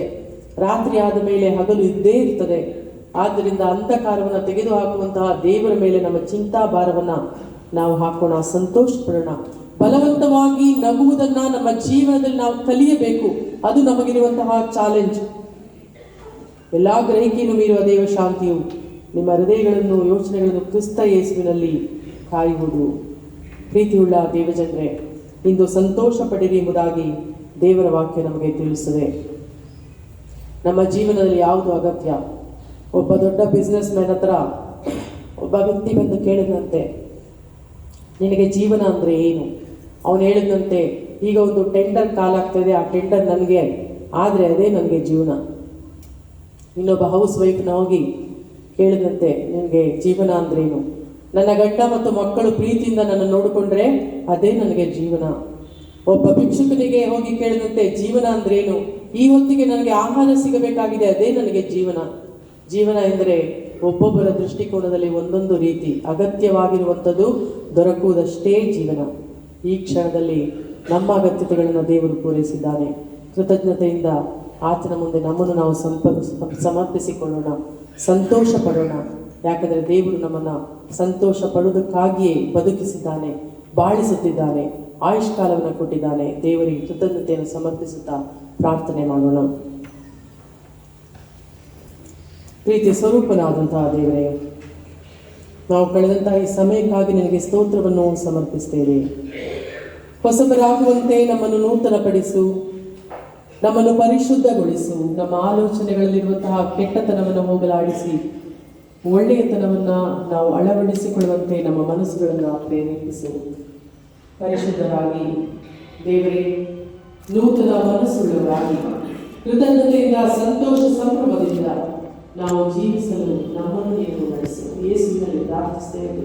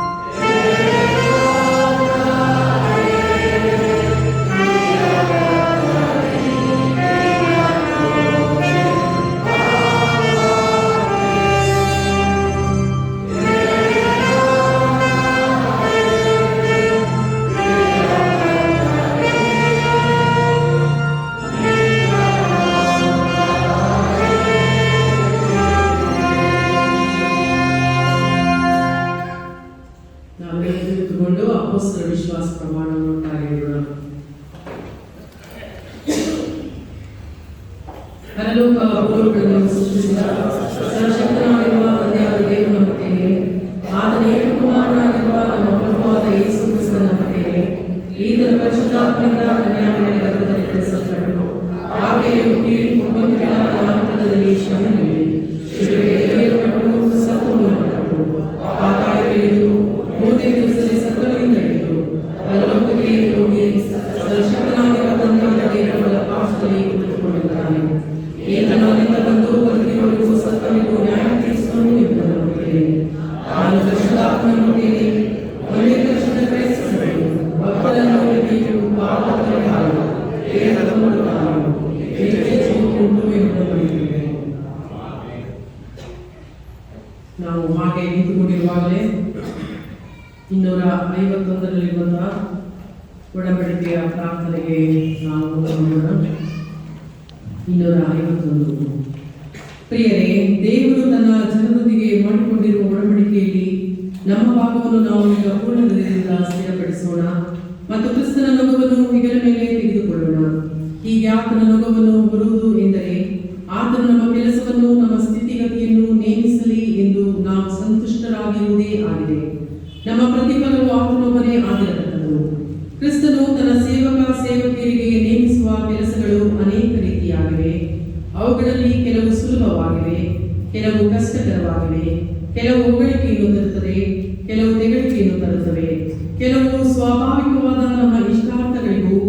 ಲೌಕಿಕವಾದ ನಮ್ಮ ಸುಖ ಲಾಭಗಳಿಗೂ ಅನುಕೂಲಿಸುತ್ತವೆ, ಕೆಲವು ಇವೆರಡಕ್ಕೂ ಪ್ರತಿಕೂಲವಾಗಿವೆ. ನಮಗೆ ನೇಮಕವಾದ ಕೆಲವು ಕಾರ್ಯಗಳನ್ನು ಮಾಡುವುದರ ಮೂಲಕ ಕ್ರಿಸ್ತನನ್ನು ಮೆಚ್ಚಿಸುವುದು ಮಾತ್ರವಲ್ಲದೆ ನಾವು ಸಂತೋಷ ಪಡಬಹುದು. ಆದರೆ ಬೇರೆಯವುಗಳಲ್ಲಿ ನಮ್ಮನ್ನು ಅಲ್ಲಗಳೆದಿದ್ದರೆ ಕ್ರಿಸ್ತನನ್ನು ಮೆಚ್ಚಿಸಲು ಆಗದು. ಆದರೂ ಇವೆಲ್ಲವುಗಳನ್ನು ಸಾಧಿಸುವುದಕ್ಕೆ ಕ್ರಿಸ್ತನಲ್ಲಿ ನಿಶ್ಚಯವಾಗಿಯೂ ನಮಗೆ ಶಕ್ತಿ ಸಿಕ್ಕುತ್ತದೆ. ಆತನೇ ನಮ್ಮನ್ನು ಬಲಪಡಿಸುವುದು. ಆದುದರಿಂದ ದೇವರ ಒಡಂಬಡಿಕೆಯನ್ನು ನಮ್ಮದನ್ನಾಗಿ ಮಾಡಿಕೊಳ್ಳೋಣ. ಕರ್ತನಿಗೆ ನಮ್ಮ ಹೃದಯಗಳನ್ನು ಒಪ್ಪಿಸಿಕೊಟ್ಟು ಆತನ ಸಹಾಯವನ್ನು ಆಧಾರ ಮಾಡಿಕೊಂಡು ಈ ಪ್ರತಿಜ್ಞೆಗೆ ಹಿಂತೆಗೆದಂತೆ ನಿಶ್ಚಯ ಮಾಡೋಣ. ಹೀಗೆ ನಮ್ಮನ್ನು ಸಿದ್ಧಪಡಿಸಿಕೊಂಡಿದ್ದು ಈಗ ನಾವು ಆತನ ಕೃಪೆಯನ್ನೇ ಯಥಾರ್ಥವಾಗಿ ಆಧಾರ ಮಾಡಿಕೊಂಡು ಆತನ ವಾಗ್ದಾನಗಳಲ್ಲಿ ಭರವಸೆವಿಟ್ಟು ದೀನಭಾವದಿಂದ ಮೊಣಕಾಲಲ್ಲಿ ನಮ್ಮನ್ನೇ ಆತನಿಗೆ ಹೊಸದಾಗಿ ಒಪ್ಪಿಸಿ ಕೊಡೋಣ. ಸಭೆಯು ಕುಳಿತುಕೊಳ್ಳ್ರಿ. ದೇವರಾದ ಕರ್ತನೇ, ಪವಿತ್ರನಾದ ತಂದೆ, ಈ ಕೃಪೆಯುಳ್ಳ ಒಡಂಬಡಿಕೆಯಲ್ಲಿ ಪಾಲುಗಾರರಾಗುವಂತೆ ನೀನು ನಮ್ಮನ್ನು ಕ್ರಿಸ್ತನ ಮೂಲಕ ಕರೆದಿರುತ್ತಿ. ನಾವು ಸಂತೋಷದಿಂದ ವಿಧೇಯತೆಯ ನೊಗವನ್ನು ನಮ್ಮ ಮೇಲೆ ತೆಗೆದುಕೊಂಡು ನಿನ್ನ ಮೇಲಿನ ಪ್ರೀತಿಯಿಂದ ನಿನ್ನ ಪರಿಪೂರ್ಣ ಚಿತ್ತವನ್ನು ಅರಿತು ಅದನ್ನು ನೆರವೇರಿಸಲು ಶ್ರಮಿಸುತ್ತೇವೆ. ನಾವು ಇನ್ನು ಮೇಲೆ ನಮ್ಮ ಸ್ವಂತ ಸೊತ್ತಲ್ಲ, ನಿನ್ನ ಸೊತ್ತಾಗಿದೆ.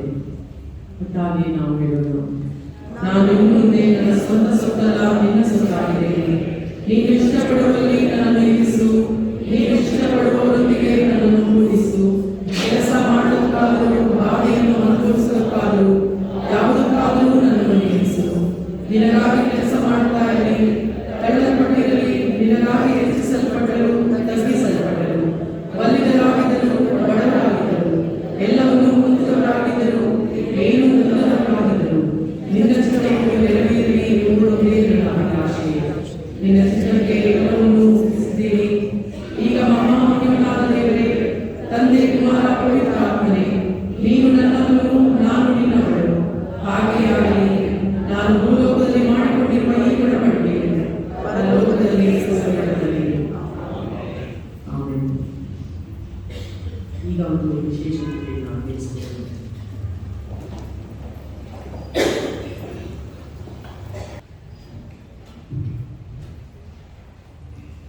ಕರ್ತನಲ್ಲಿ ಪ್ರೀತಿಯ ಸಭಿಕರೇ, ಗಾಯನ ಮಂಡಳಿಯ ಪರವಾಗಿ ತಮ್ಮೆಲ್ಲರಿಗೂ ನೂತನ ವರ್ಷದ ಶುಭಾಶಯವನ್ನು ಕೋರುವರಾಗಿದ್ದೇವೆ. ಕಳೆದ ವರ್ಷವೆಲ್ಲ ತನ್ನ ಕೃಪೆಯಿಂದ ನಮ್ಮನ್ನು ನಡೆಸಿ ನೂತನ ವರ್ಷವನ್ನು ಕಾಣುವಂತೆ ಮಾಡಿದಂತ ದೇವರನ್ನು ಸ್ತುತಿಸುತ್ತಾ ತಮಗೆ ಶುಭ ಕೋರುವಂತ ಒಂದು ವಿಶೇಷ ಗೀತೆಯನ್ನು ನಾವೀಗ ಪ್ರಸ್ತುತಪಡಿಸುತ್ತಾ ಇದ್ದೇವೆ. ಈ ಗೀತೆಯ ಸಾಹಿತ್ಯ ಶ್ರೀಯುತ ಸುರೇಶ್ ದಾಯಕರು. ಇಟಾಲಿಯನ್ ಫೋಕ್ ಸಾಂಗ್ ಇಂದ ಪ್ರೇರಿತ ನುಡಿಗಳಾಗಿ ರಾಗ, ಈ ರಾಗಕ್ಕೆ ಸಂಗೀತವನ್ನು ನೀಡುವವರು ಅಭಿಷೇಕ್ ಪೌಲ್. ಸಭೆಯ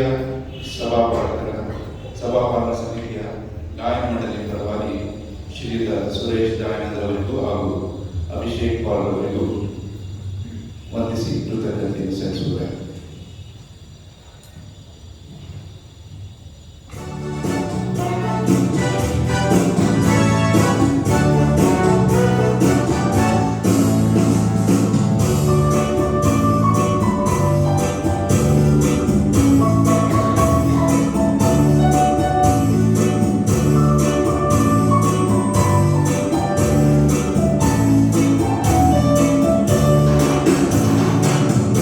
Oh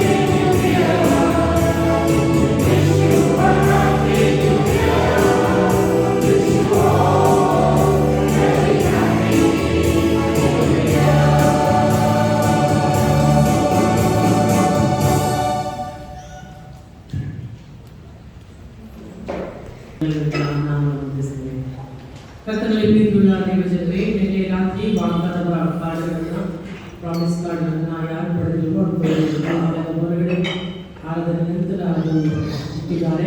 ಅದನ್ನು ಪ್ರೀತಿಯಿಂದ ಕೇಳಿಕೊಳ್ತೇನೆ. ನಮ್ಮ ಕಾಣಿಕೆಯನ್ನು ನಾವು ನಿಮ್ಮಲ್ಲಿ ಸಮರ್ಪಿಸುವಂತೆ ನನ್ನ ಕೀರ್ತನೆ 117ನೇ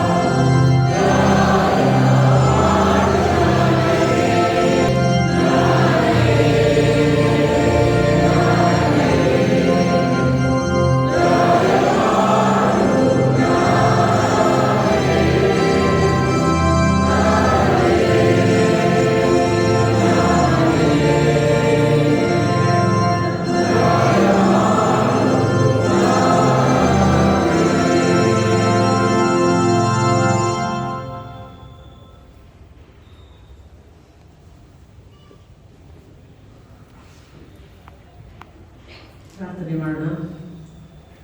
ಎಲ್ಲ ಒಳ್ಳೆಯ ವರದಾನಗಳಿಗೆ ಮೂಲಕರ್ತನಾದ ನಮ್ಮ ತಂದೆಯಾಗಿದ್ದೇವೆ. ಈ ಹೊಸ ವರ್ಷದ ಮೊದಲನೇ ದಿನದಲ್ಲಿ ನಾವು ನಿನ್ನ ಸಂವಿಧಾನದಲ್ಲಿ ಕಳೆದಂತ ಈ ಶ್ರೇಷ್ಠ ಸಮಯಕ್ಕಾಗಿ ನಿಮಗೆ ಅನಂತ ಸ್ತೋತ್ರವನ್ನು ಸಮರ್ಪಿಸ್ತೇವೆ.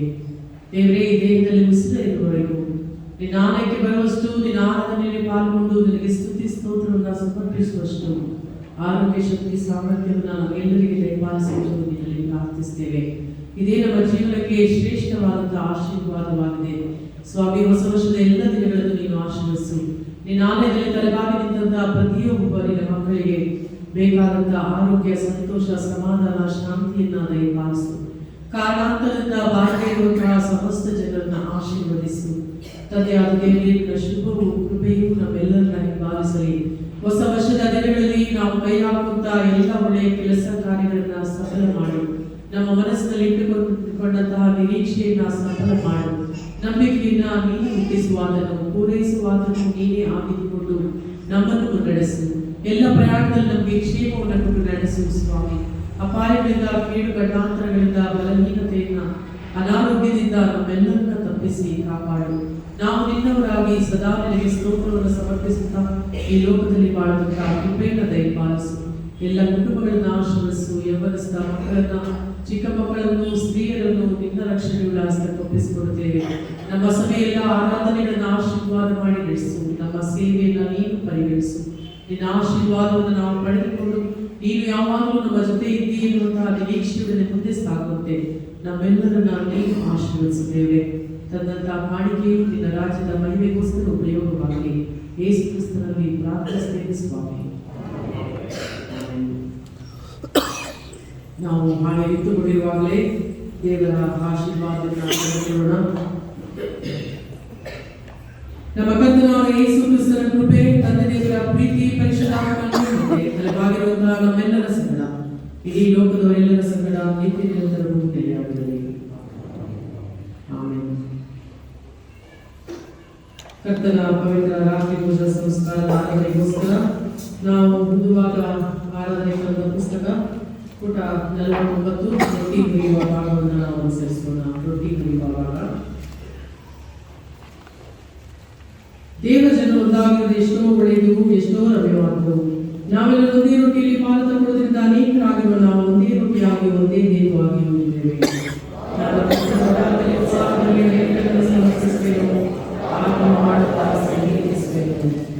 ನಾವು ಸಂಗೀತದಲ್ಲಿ 273ನೇ ಸಂಗೀತವನ್ನು ಮಾಡುವಾಗ ಸಮಾಧಾನ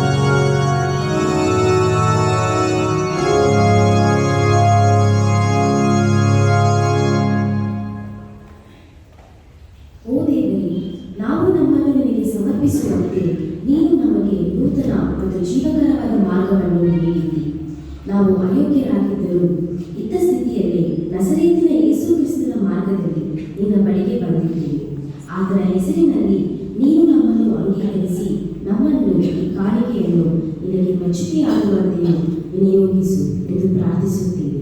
ಸೃಷ್ಟಿಯೆಲ್ಲವೂ ನಿನ್ನದು ಮತ್ತು ನಾವು ಅರ್ಪಿಸಿದ್ದೆಲ್ಲವೂ ನಿನ್ನದೇ ಆಗಿದೆ. ಆಮೆನ್. ನಿನ್ನ ಪ್ರಸನ್ನತೆಯಿಂದ ನಮ್ಮನ್ನು ಆಶೀರ್ವದಿಸಿದೆ. ನಿನ್ನ ಸಾನ್ನಿಧ್ಯದ ಬೆಳಕನ್ನು ನೀಡು.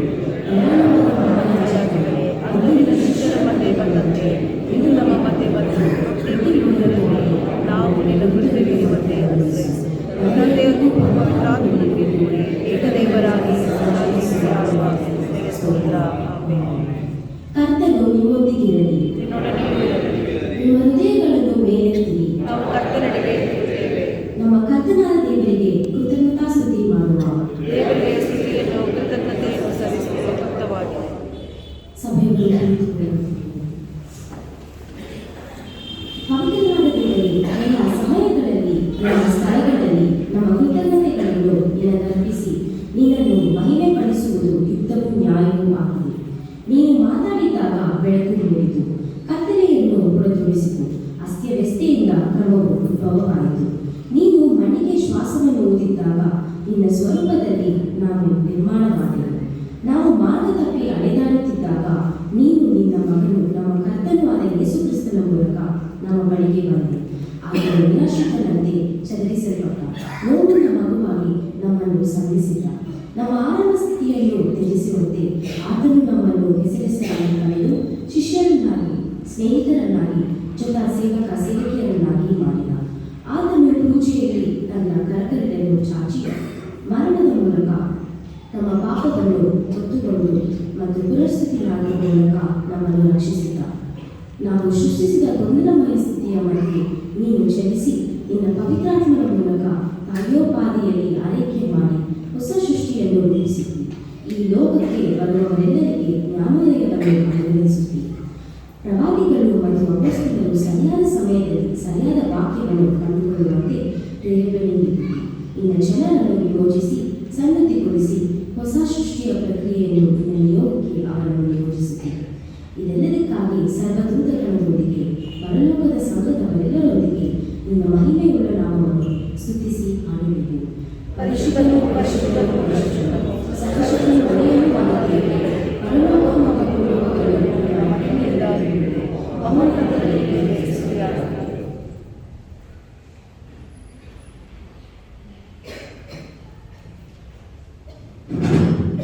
ನಮ್ಮ ಕರ್ತನಾದ ಯೇಸು ಕ್ರಿಸ್ತನು ತಾನು ಹಿಡಿದುಕೊಳ್ಳಲ್ಪಟ್ಟ ರಾತ್ರಿಯಲ್ಲಿ ರೊಟ್ಟಿಯನ್ನು ತೆಗೆದುಕೊಂಡು ದೇವಸ್ತೋತ್ರ ಮಾಡಿ ರೊಟ್ಟಿಯನ್ನು ಮುರಿದು ತನ್ನ ಶಿಷ್ಯರಿಗೆ ಹೀಗಿದ್ದನು.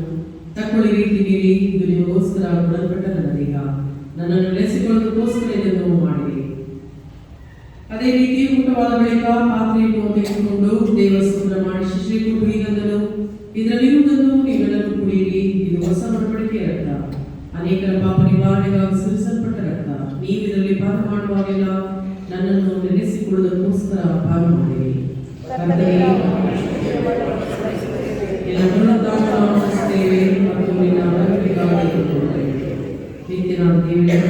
ಈ ರೊಟ್ಟಿ ಮತ್ತು ದ್ರಾಕ್ಷಾರಸಗಳು ಕ್ರಿಸ್ತನ ದೇಹ ಮತ್ತು ರಕ್ತದ ಅನ್ಯೋನ್ಯತೆಯ ಸಾಧನಗಳಾಗುವಂತೆ ನಿನ್ನ ಪವಿತ್ರಾತ್ಮನ ಬಲವನ್ನು ನಮ್ಮ ಮೇಲೆಯೂ ಈ ರೊಟ್ಟಿ ದ್ರಾಕ್ಷಾರಸಗಳ ಮೇಲೆಯೂ ಸುರಿಸು ಮತ್ತು ಆ ಮೂಲಕ ನಾವು ಆತನಲ್ಲಿ ಒಂದಾಗುವಂತೆ ಮಾಡು. ಆತನ ಮಹಿಮೆಯ ಬರುವಿಕೆಯಲ್ಲಿ ನಾವೆಲ್ಲರೂ ಪ್ರಾರ್ಥನಾನಿರತರು, ಪ್ರೀತಿ ಮತ್ತು ಸತ್ಯದ ಬಲದಿಂದ ತುಂಬಿದವರು ಮತ್ತು ರೊಟ್ಟಿ ಮುರಿದರಲ್ಲಿ ನಂಬಿಗಸ್ತವಾಗಿ ಕಾಣಿಸಿಕೊಳ್ಳುವಂತೆ ಸಹಾಯ ಮಾಡು. ಮನೆಯಲ್ಲಿ ಎಲ್ಲ ಜನರು ಬಿಡುಗಡೆ ಹೊಂದಲಿ, ಎಲ್ಲ ವಿಭಜನೆಗಳು ಸ್ವಸ್ಥತೆ ಸಂಪೂರ್ಣತೆಗೆ ಬರಲಿ. ಸರ್ವ ಸೃಷ್ಟಿಯೊಂದಿಗೆ ನಿನಗೆ ಸ್ತುತಿ ಪದಗಳನ್ನು ಮಾಡುವಂತೆ ನಿನ್ನ ಮಗನಾದ ಯೇಸು ಕ್ರಿಸ್ತನ ಮೂಲಕ ಕೃಪೆಯನ್ನು ಅನುಗ್ರಹಿಸು. ಕ್ರಿಸ್ತನ ಮೂಲಕ ಕ್ರಿಸ್ತನೊಂದಿಗೆ ಕ್ರಿಸ್ತನಲ್ಲಿ ಪವಿತ್ರಾತ್ಮನ ಅನ್ಯೋನ್ಯತೆಯಲ್ಲಿ ಎಲ್ಲ ಘನಮಾನ ಮಹಿಮೆಗಳು ನಿತ್ಯ ನಿರಂತರವೂ ಸರ್ವಶಕ್ತ ದೇವರಾದ ನಿನ್ನೊಬ್ಬನಿಗೆ ಸಲ್ಲಲಿ. ನಾವು ದೇವರ ರಕ್ಷಕನಾದ ಕ್ರಿಸ್ತನೇ ಅಪ್ಪಣೆ ಮಾಡಿ ಬೋಧಿಸಿದ ಮಾತುಗಳನ್ನು ಹೇಳಿ ಪ್ರಾರ್ಥನೆ ಮಾಡುವ. ಪರಲೋಕದಲ್ಲಿರುವ ನಮ್ಮ ತಂದೆಯೇ, ನಿನ್ನ ನಾಮವು ಪರಿಶುದ್ಧೀಕರಿಸಲ್ಪಡಲಿ, ನಿನ್ನ ರಾಜ್ಯವು ಬರಲಿ, ನಿನ್ನ ಚಿತ್ತವು ಲೋಕದಲ್ಲಿ ನೆರವೇರುವ ಪ್ರಕಾರ ಭೂಲೋಕದಲ್ಲಿಯೂ ನೆರವೇರಲಿ. ನಮ್ಮ ಅನುದಿನದ ಆಹಾರವನ್ನು ದಯಪಾಲಿಸು.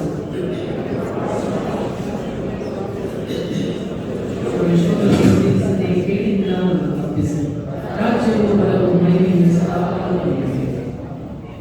ಸ್ವಲ್ಪ ಹೊತ್ತು ಮೌನವಾಗಿರೋಣ.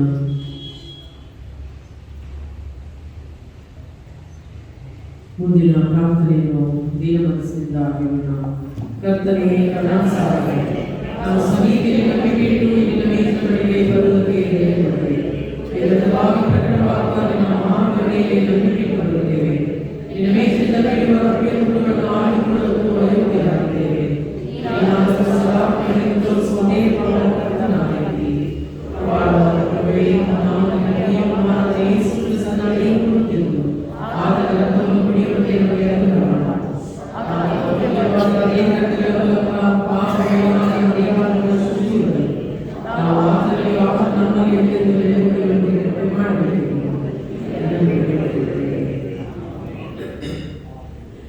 ನಾವು ಮುರಿಯುವ ರೊಟ್ಟಿಯನ್ನು ಕ್ರಿಸ್ತನ ದೇಹದ ಸಹಭಾಗಿತ್ವವಲ್ಲವೇ?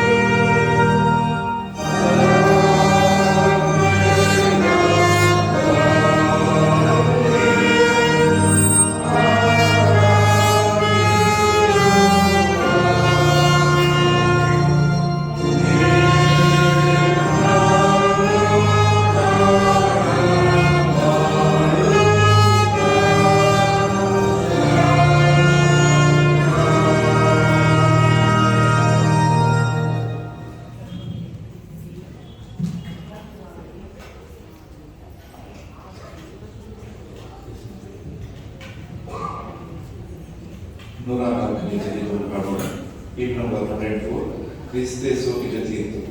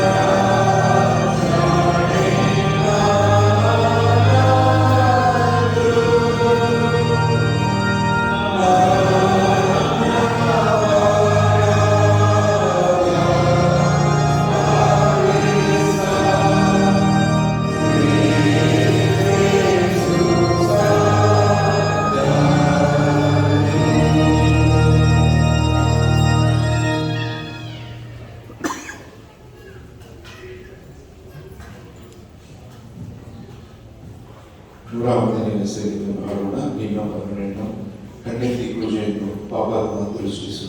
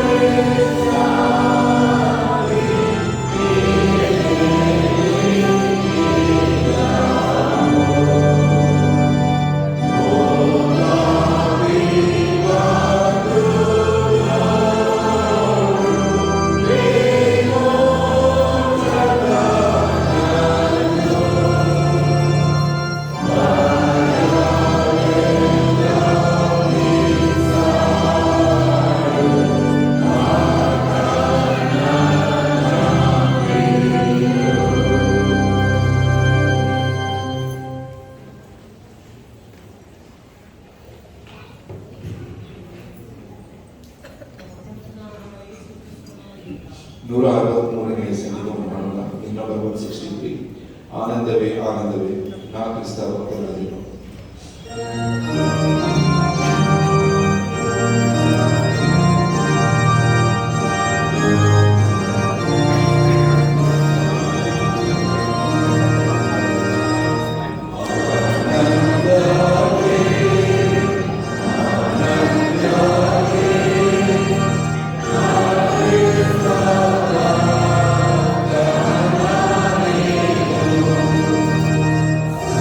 Yeah.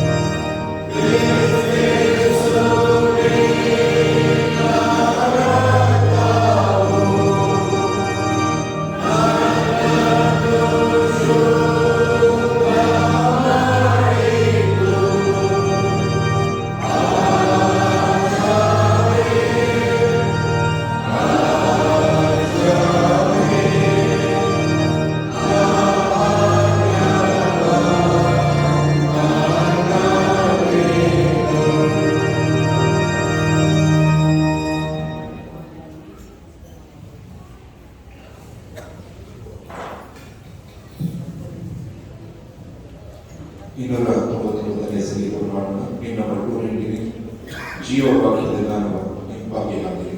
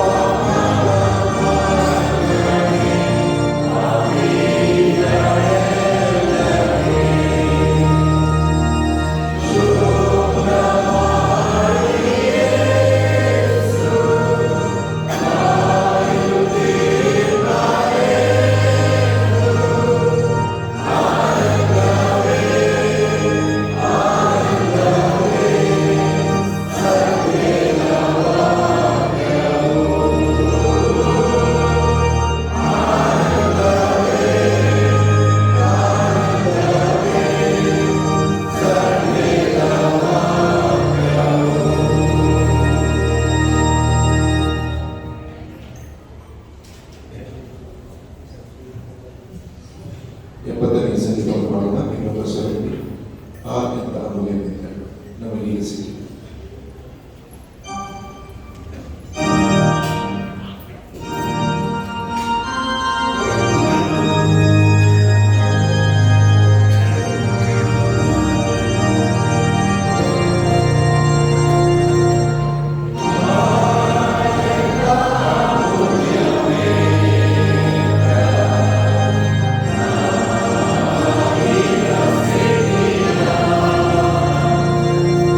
ಆ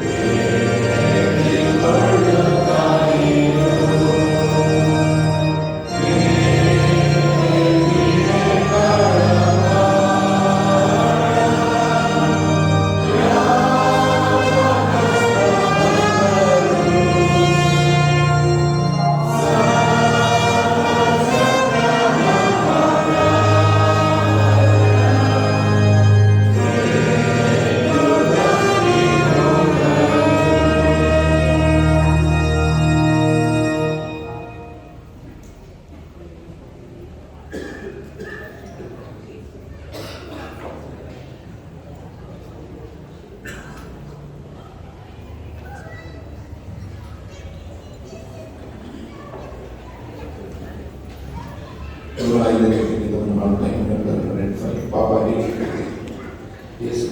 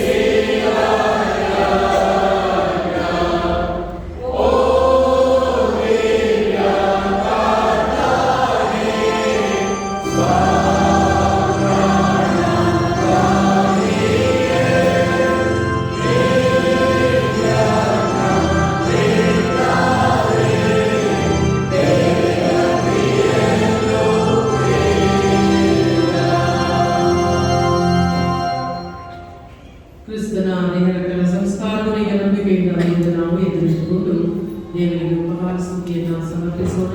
ಪುಟ 53 ಉಪಕಾರ ಸ್ತುತಿಯನ್ನು ನಾವು ಹೇಳೋಣ.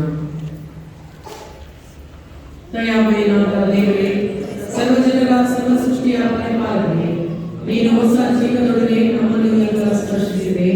ಹಸಿದವರಿಗೆ ತೃಪ್ತಿಯಾಗುವುದು ಎಂಬ, ಶೋಷಿತರು ಕೆಡುಕಿನಿಂದ ಬಿಡುಗಡೆ ಹೊಂದುವರು ಎಂಬ, ನಿನ್ನ ಸಂಧಾನ ಕಾರ್ಯ ಖಂಡಿತವಾಗಿಯೂ ನಡೆಯುವುದು ಎಂಬ ಹೊಸ ನಿರೀಕ್ಷೆಯಿಂದ ನಮ್ಮನ್ನು ತಿಳಿಸಿದೆ. ಪ್ರೀತಿಯು ಸಮಾಧಾನವು ಪರಸ್ಪರ ಸಂಧಿಸುವ, ನ್ಯಾಯಶಾಂತಿಗಳನ್ನು ಪರಸ್ಪರ ಹೊಂದಿರುವ, ಸರ್ವ ಸೃಷ್ಟಿಯನ್ನು ನಿನ್ನ ಮಹಿಮೆಯಿಂದ ಆವರಿಸುವ,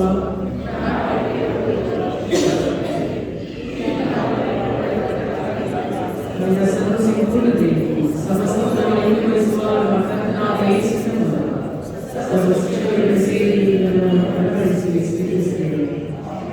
ಸ್ತೋತ್ರವು, ಪ್ರಭಾವವು, ಜ್ಞಾನವು, ಕೃತಜ್ಞತಾ ಸ್ತುತಿಯು, ಮಾನವೂ, ಬಲವೂ, ಶಕ್ತಿಯು ನಮ್ಮ ದೇವರಿಗೆ ಯುಗಾಂತರಗಳಲ್ಲಿ ಇರುತ್ತದೆ. ಕೊನೆಯದಾಗಿ ನಾವು ಸಂಗೀತದಲ್ಲಿ 355ನೇ ಸಂಗೀತವನ್ನು ನಾವು ಮಾಡೋಣ. 355ನೇ ಸಂಗೀತ.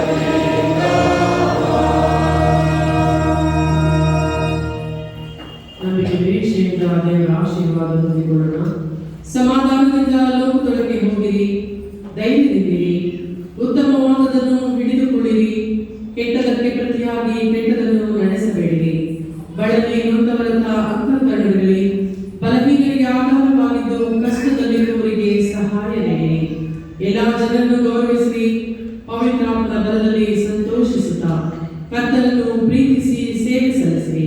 ತಂದೆ ಮಗ ಪರಿಶುದ್ಧಾತ್ಮನೆಂಬ ಸರ್ವಶಕ್ತ ದೇವರ ಆಶೀರ್ವಾದವು ಈಗಲೂ